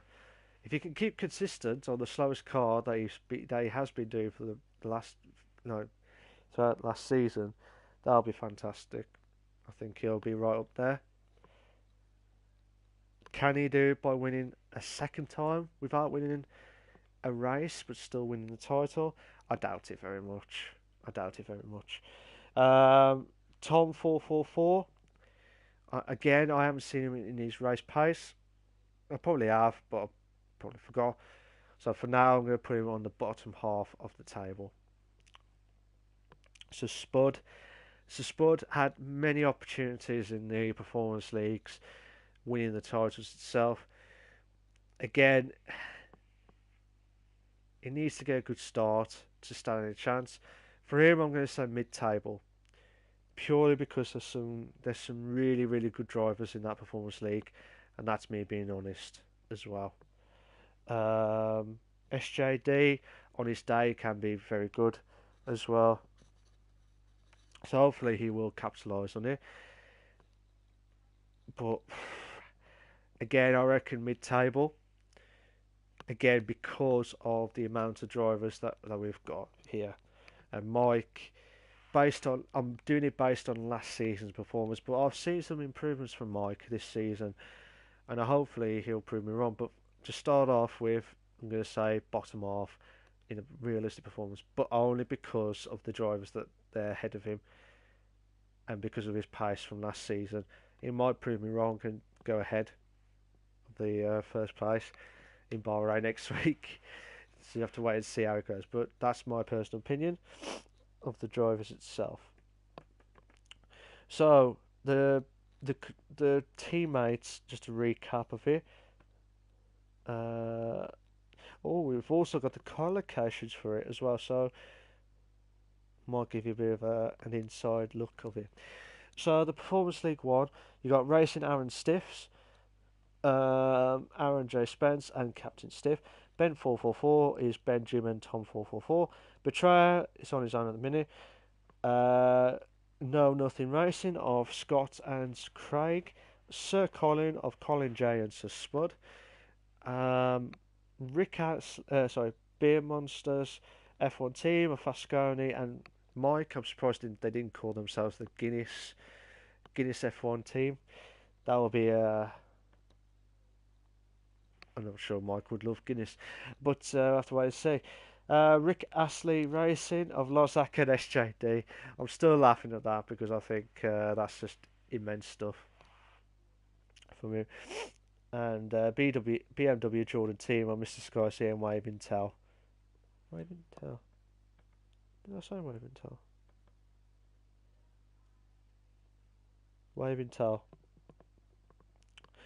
If I haven't, I do apologise. Waving Tell, I reckon definitely because of his performances so far this season in the equal leagues and the no assists. And the equal leagues purely on that, I think he'll do well. Possibly mid-table to top half, but it's just because of different drivers there this season. It's going to be very interesting stuff. But a recap of the drivers of the allocations for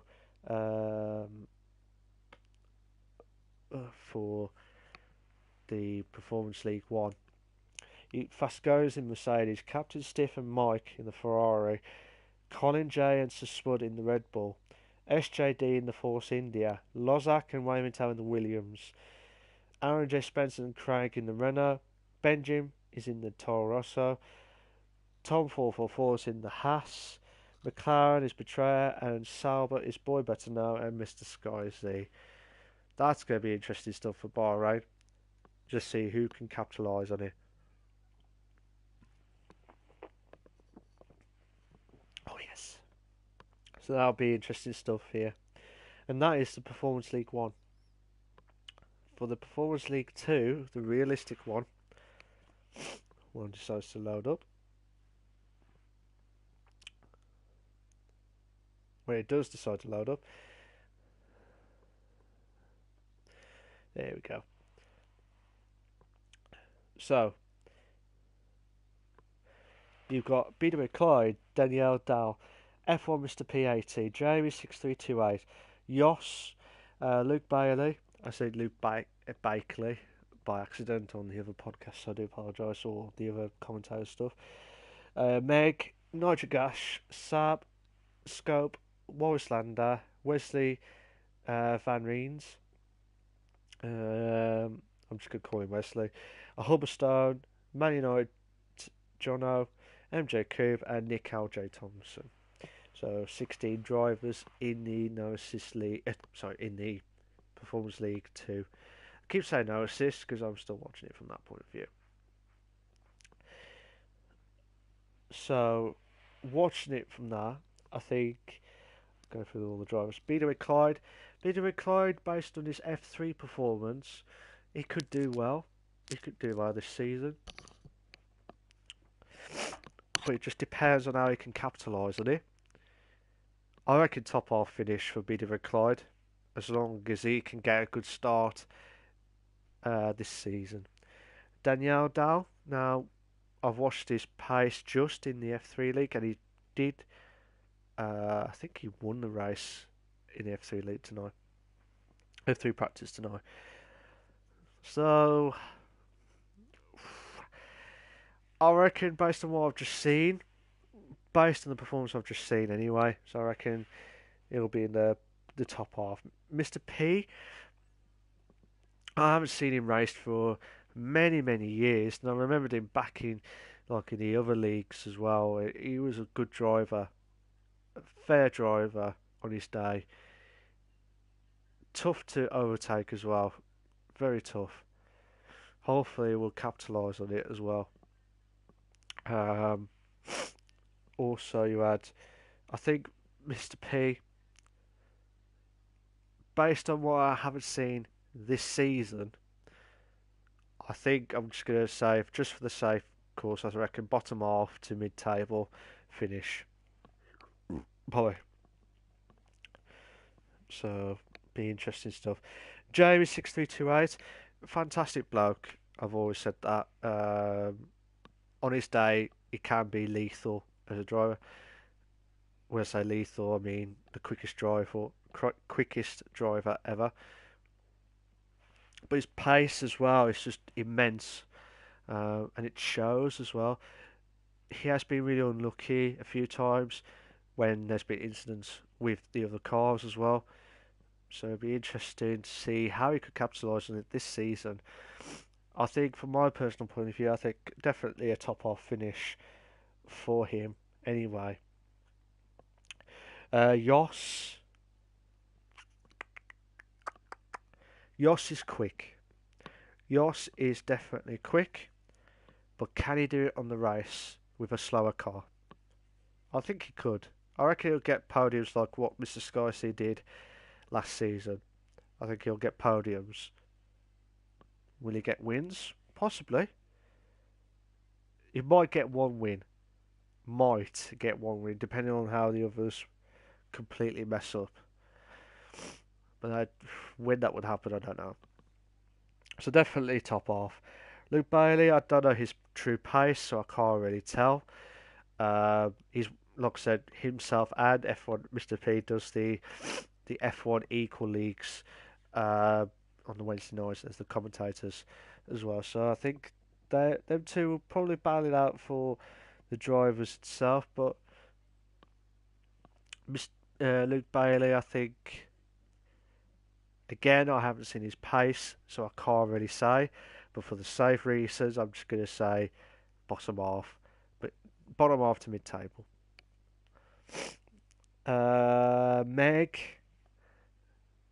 Meg last season could have won the title, but just missed out on points.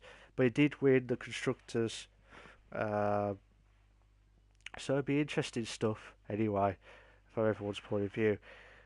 But Meg will need to bounce. He did admit that he started slow, but then he built up quickly.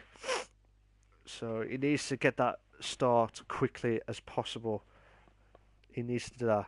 Otherwise, he's going to do the exact same thing as what happened last season, and it will haunt him again. And he doesn't want to do that. I hope he doesn't do that. You got Nitrogash. Like I said, Meg, I reckon it's definitely a top half finish. Could he win the title? Possibly. But it just depends on how, if he can get past Yoss and some of the other drivers as well. Nitrogash, he has been the most unluckiest person I have ever met.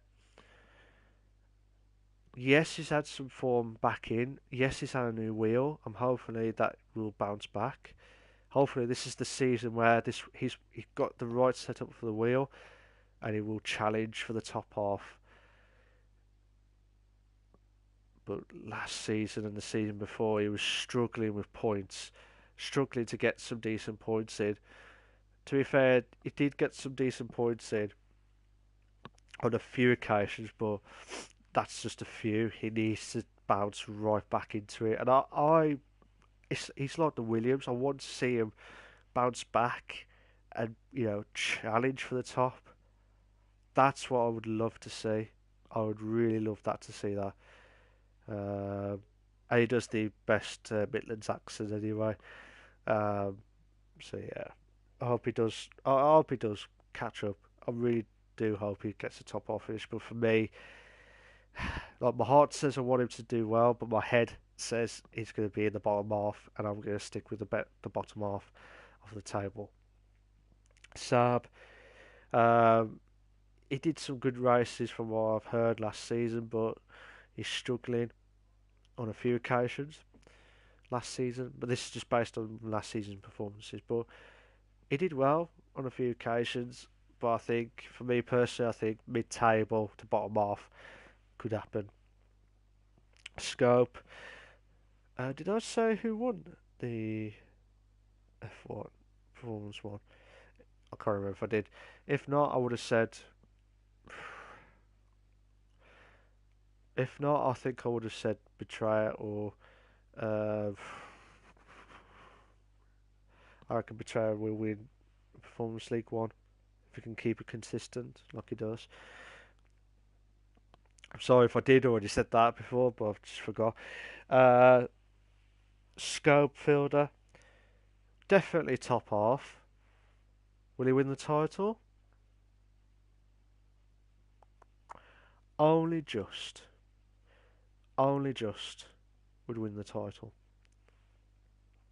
What about Warrislander? Warrislander's quick on his day, but I think he would struggle again. So I reckon mid-table to bottom half this season. Wesley is quick as well. There's some really good quick. There's some really quick drivers here, but on their day they can't. They need to try and bounce back as quickly as possible.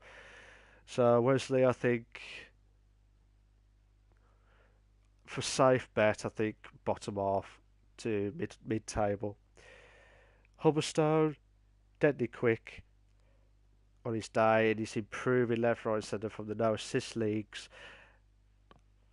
I've never seen him driven like that ever. So I reckon he would do a fantastic season. I think he'll go for the top half.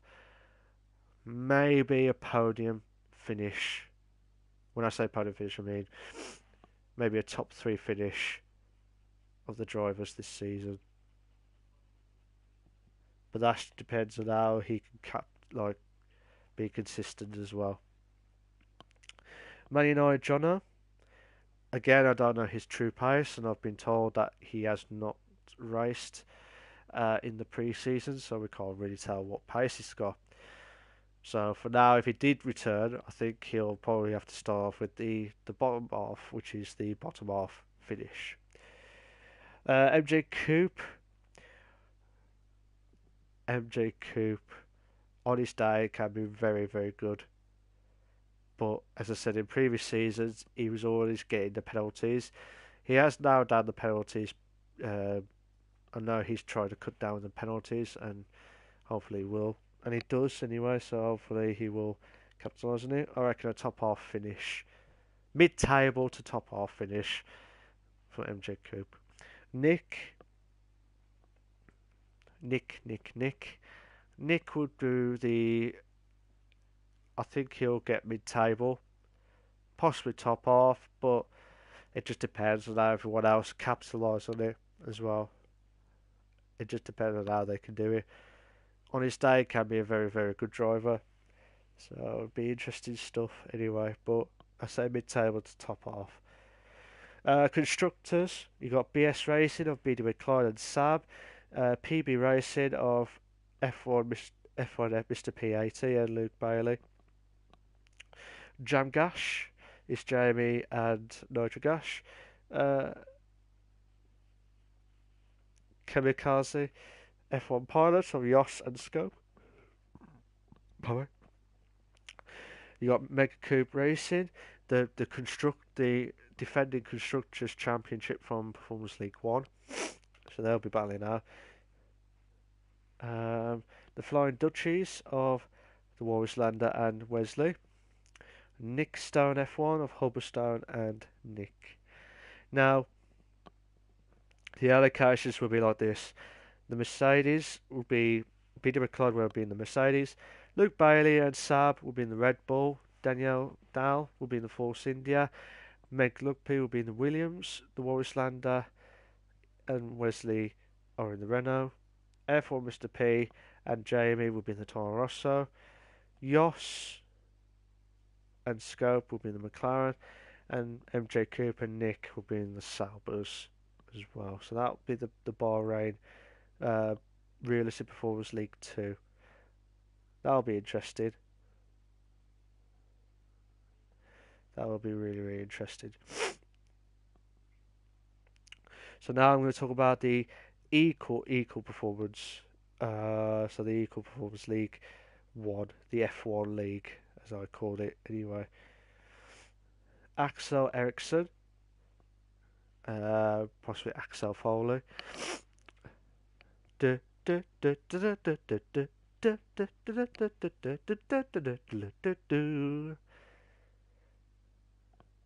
to do the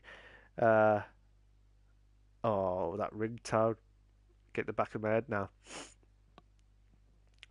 So you got Scope Fielder, you got X Rossi, Tom Bomb Tank, Nikki, M Doran, White Shadow, Waving Tail, Speed Queen, Real It's Dainster, ASR Westy, say Wesley, Westy, Meg, Lozak, Yoss, GP1 Alex, Foxy Red, Boy Better Know, Betrayer, Ben Jim, and Dino. Dino, no. Axel Ericsson, aka Axel Foley. Um, Again, I don't know if his pace, so I can't really tell. But I'm sure he'll be quick in the F1, but will he be quicker than the other guys in there? I think bottom half finish is the safest bet. Scope Fielder, he'll have a challenge for the top half, so I'm going to say top half for him. Rossi, again, he took a break of F1 from Invictus and he's returning back into the F1 League. So it'll be very interesting to see how he can capitalise on it. So I think for now, I think bottom half for him. Tom Bomb Tank, deadly quick driver. DQD, deadly quick driver. I think he'll be the one to challenge for the title as well. For the top five, at least top 5. Anything lower than that, it'll be a disaster for him. Nicky 9095, I reckon top half. M Doran, on his day, can be very quick as well. I think possibly top half. White Shadow, I reckon bottom half to mid table. Waving Tail, he's improving left, right, and centre, so it might be a top half finish.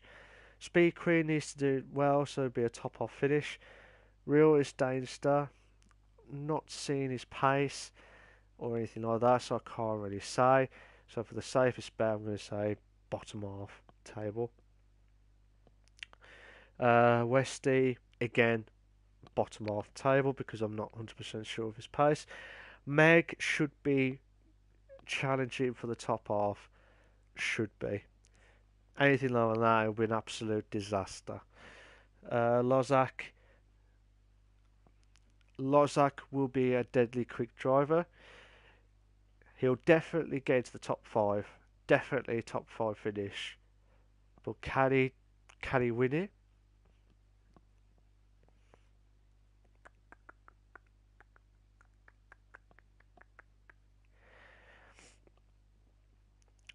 I think yes. I think Lozak might just pip the win. Because of his performances from what I've seen, I think it's going to be very tough for anyone. But anyone can beat anyone on their day. You just never know. Yoss would challenge for the top, like mid-table, I think. That's GP1 Alex. I'm not sure his pace, so I'm going to say bottom half. Foxy Red, on his day, can be a very good driver. He's had a few bad times with the racing, but hopefully he will bounce back. I think he'll do well. I reckon mid-table, possibly. Boy Better Know, he's on his day, can be very quick. So for now, because the guys who are on equal terms, like they would have the assists on, he might be on no assists. So I think the equal guys, sorry, the assists guys might have a bit of an advantage than the no assists. driver of Boy Better Know. So same with Speed Queen as well. So Boy Better Know should challenge for the top half, but for now I'm going to say mid-table as his at most must have. Betrayer winning the F2 league last season, challenge him to become one of the best drivers. I think on his debut season of the F1 league, it's going to be very tough for the the current F2 champion. I think Betrayer might struggle in the F1 league. Might be bottom half to mid-table. Benjim, I'm going to say bottom half. I'm not 100% sure of the pace. Dino is quick as well, so he should challenge for the top half at least. So that's the drivers. Sorry, that's the drivers and challenging for the top half finish for itself. But that's the F1 Equal Performance League. Got two more leagues to go, and then we'll wrap it up for the pre-season predictions of myself.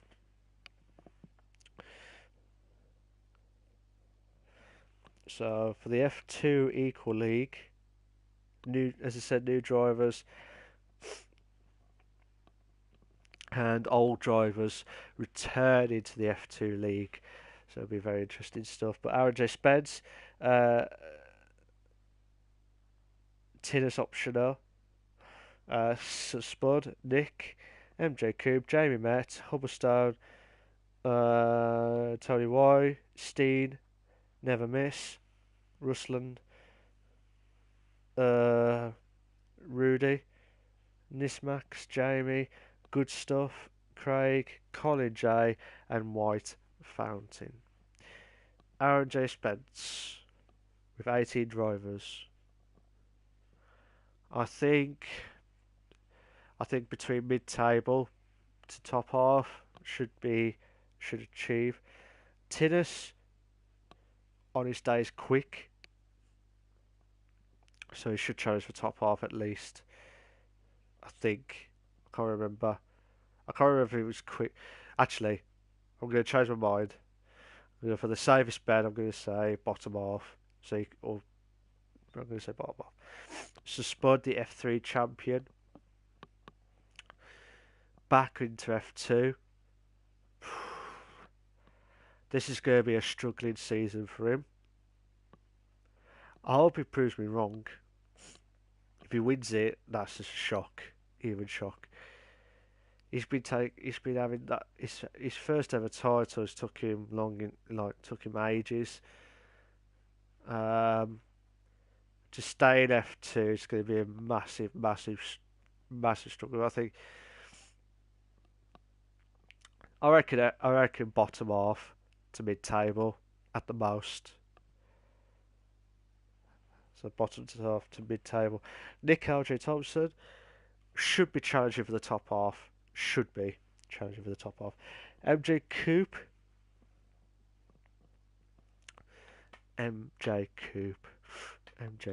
should be challenging for the top half as well. Jamie Met, he struggled in the F2 last season. He had to be dropped to F3. Would lightning strike twice? Would he start struggling again in F2, considering he was in the top 4 last season in the F3 league? I think he'll have a struggling season. Same with Spud. I think it will be a bottom half finish. I'm sorry to say.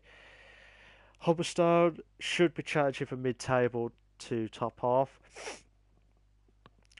Tony Y is absolutely quick on his day. It's just the strategies, and he needs to get those strategies right for a long distance rather than the one lapper. So I reckon top half finish. Do you think he would win the title?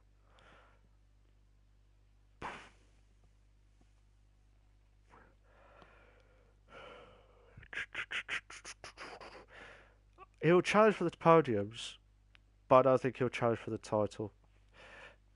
I think he'll fall short of someone, I think.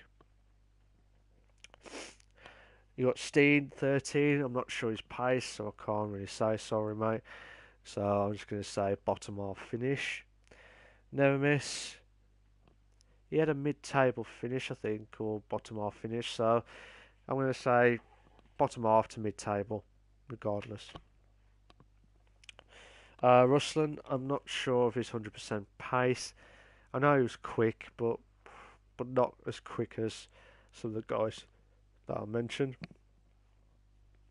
So I'm going to say bottom half.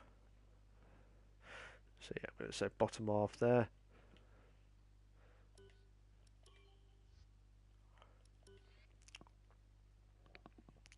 Yeah, bottom half for that one. Rudy, I'm going to say mid-table to bottom half. Nismax, I think Nismax might win the title because it shows that he's quick on his day. Shows that they can be quick. So it just depends on how he can capitalise on it. Jamie should be challenging for the top half. Anything less will be a disaster for him. Good stuff. I think, I'm not sure it'll be good stuff from me, from what I'm about to say, but I think it'll be a bottom half finish. If he does well, probably mid-table at most. At most. Craig on his return to F2. I think he would do well this season. So I reckon mid-table to top half. Colin J. Now he's probably sick and tired of me saying this every time, but he could have won the title, and he missed out by the last lap. The last lap of the Brazilian Grand Prix, which brought Spud into the title winning frame for the first time in his career. Again, Colin J on his first ever debut season was a title contender. That is a good achievement. He would have been my driver of the year of that season. Driver of the season would be Colin J, or maybe Scott Fielder with the 3 or 4 titles in one go. But to me, Colin J on his first ever season of league racing, that's just fantastic stuff. But for me, I reckon he'll struggle. I think he'll struggle in F2. So I reckon bottom half finish. White Fountain, I'm not sure of his pace, briefly. So I'm just going to say bottom half finish. And that, my friends, is the F2 league. I'm going to zoom on to F3, and that'll be it for me from my predictions. I'm just sorry about this, guys.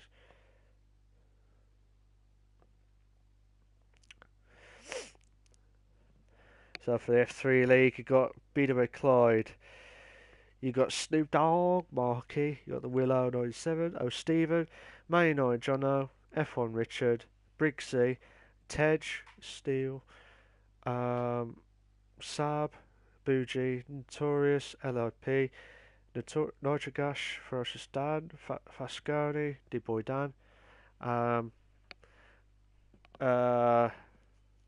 Danielle Dahl, Captain Stiff, Brennons and Mike.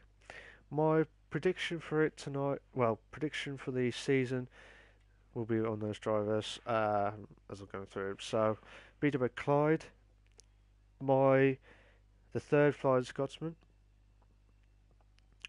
So, what's my opinion of his chances of the season?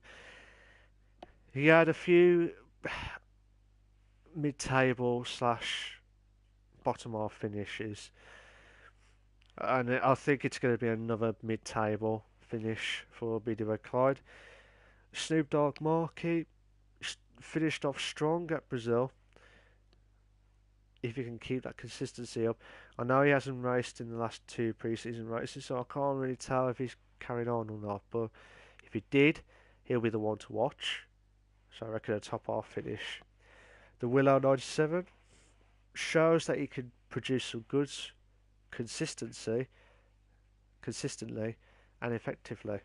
So I reckon a top half finish, but also a podium as well. So no, so that'll be a challenge for the newcomer on his first ever debut season of Invictus Racing League.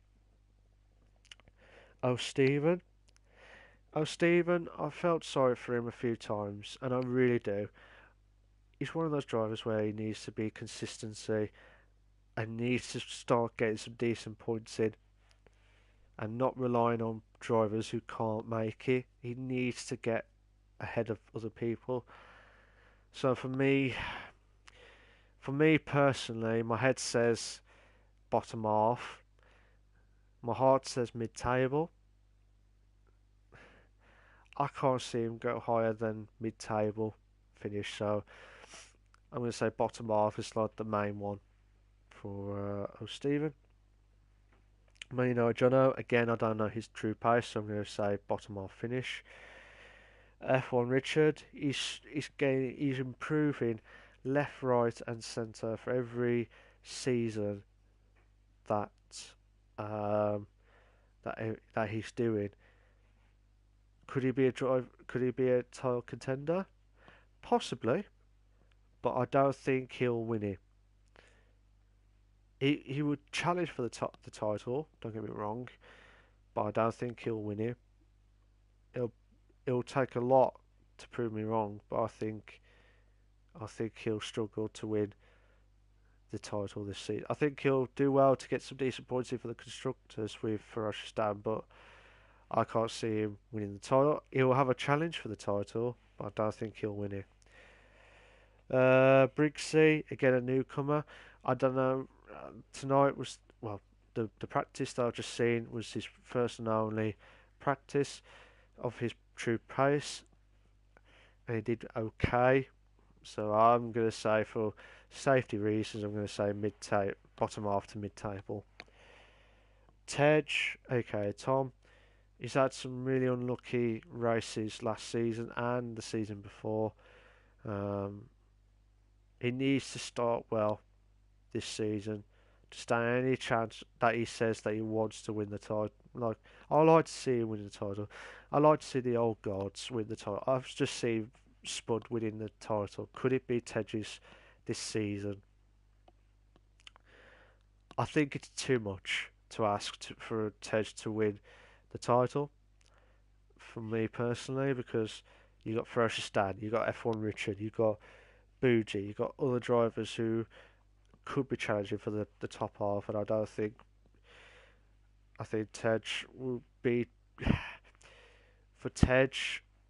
It will be it'll be in the top half if he can get a really good start. Then I reckon top half finish, but it'll be too much for a title challenge for him. Steele, Agent WD66 with a click. What can he do? He's more consistent now, slowly. So I reckon between mid-table to top half, possibly. So that's my aim. Saab in the F3 League, I think it'll be good to see how he can cope with the F3 League. And he did win at one of the races at Hungary as well. So I reckon mid-table to top half. Just depends on what pace he could do on the day of the races. For the sub, yeah, sub possibly mid-table to top half. Bougie, don't blame it on the Bougie. I reckon a podium finish this season, but I don't think he'll win the title. He'll be one to challenge for the title, but I don't think he'll win it. Notorious LRP, former F2 champion of many seasons ago. his form was not been great the last few seasons. I hope he bounces back. I think I think for me personally, I think it's going to be another struggling season, unless he can prove me wrong. But for me, I think it's a bottom half finish for Notorious. Nigel Gash again, same with Notorious. He's just the guys have just had rotten and rotten luck. When will their luck just just turn for the best? I don't know when that will happen, but just have to wait and see how it goes. But for Nigel Gash and Notorious, I think both of them will be on the bottom half of the table, based on what I've seen in the previous seasons as well. Stan, he did very well. He's the one to challenge for this season, and I think he's the one to challenge for the title, and I think he'll be the one to win it this season, for me personally. I just hope he gets his mic ready to sort out, so he can do the podium questions as well. Fasconi, he's inconsistent with the driving. On his day, back when he did the F3 stuff, he was really good. But can he do it this season? I think mid-table was the best thing for Fasconi. I think mid-table, yeah. D-Boy Dan, I've seen a few battles with him during the pre-season races. I think he'll, as long as he can keep the incidents off track and just stay on track, he might do well. But for now, I think between bottom half and mid-table would be the best solution for D-Boy Dan. Daniel Dow, after what I've seen in the testing side tonight, I think he'll be the one to watch for the title stuff. But I'll have to wait and see how it goes. Captain Stiff, he's improving left, right, and centre, so I think he'll definitely go for the top half. Top half finish. Brennan's, he had a cracking start last season. All he fell short when he's dropped down the league, so he went down to mid-table. I think bottom half to mid-table is the best option for Brennan's for this season. And Mike on his return to F3 on the driving side, it's going to be very interesting stuff here, but I think he'll do okay. I think mid-table will be the one to watch out for. So that's me being honest on that one. And that is it, guys. I think that is everything that I've mentioned about. I've mentioned about the pre-season races 1 and 2. And I've also talked about my predictions for this season tonight. Well, this season for the coming up, which starts on the 25th, which is tomorrow. So there'll be interesting stuff. But I wish all the drivers the best of luck. Whoever wins deserves it, as long as there's fair and clean battles, which what Invictus Racing League does anyway, to make sure we get produce all the group focus on that one as well. We've got live streaming on the No Assist Leagues on the Monday night with Gareth and Sab. Monday nights at 8 p.m. So make sure you tune in on that one. You've got the Realistic Performance League 1, which is myself, and Realistic Performance League 2, which is Snoop.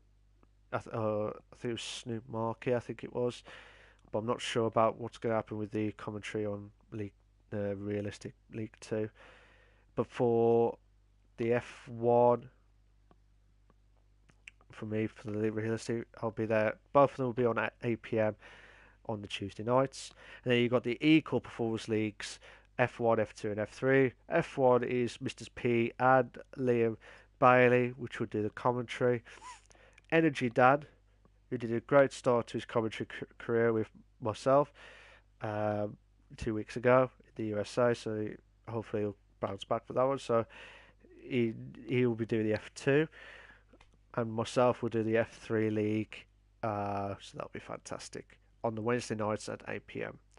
We've also got maybe an Xbox League coming up soon, and also hopefully try and get a few more stuff in coming soon to Invictus Racing Leagues.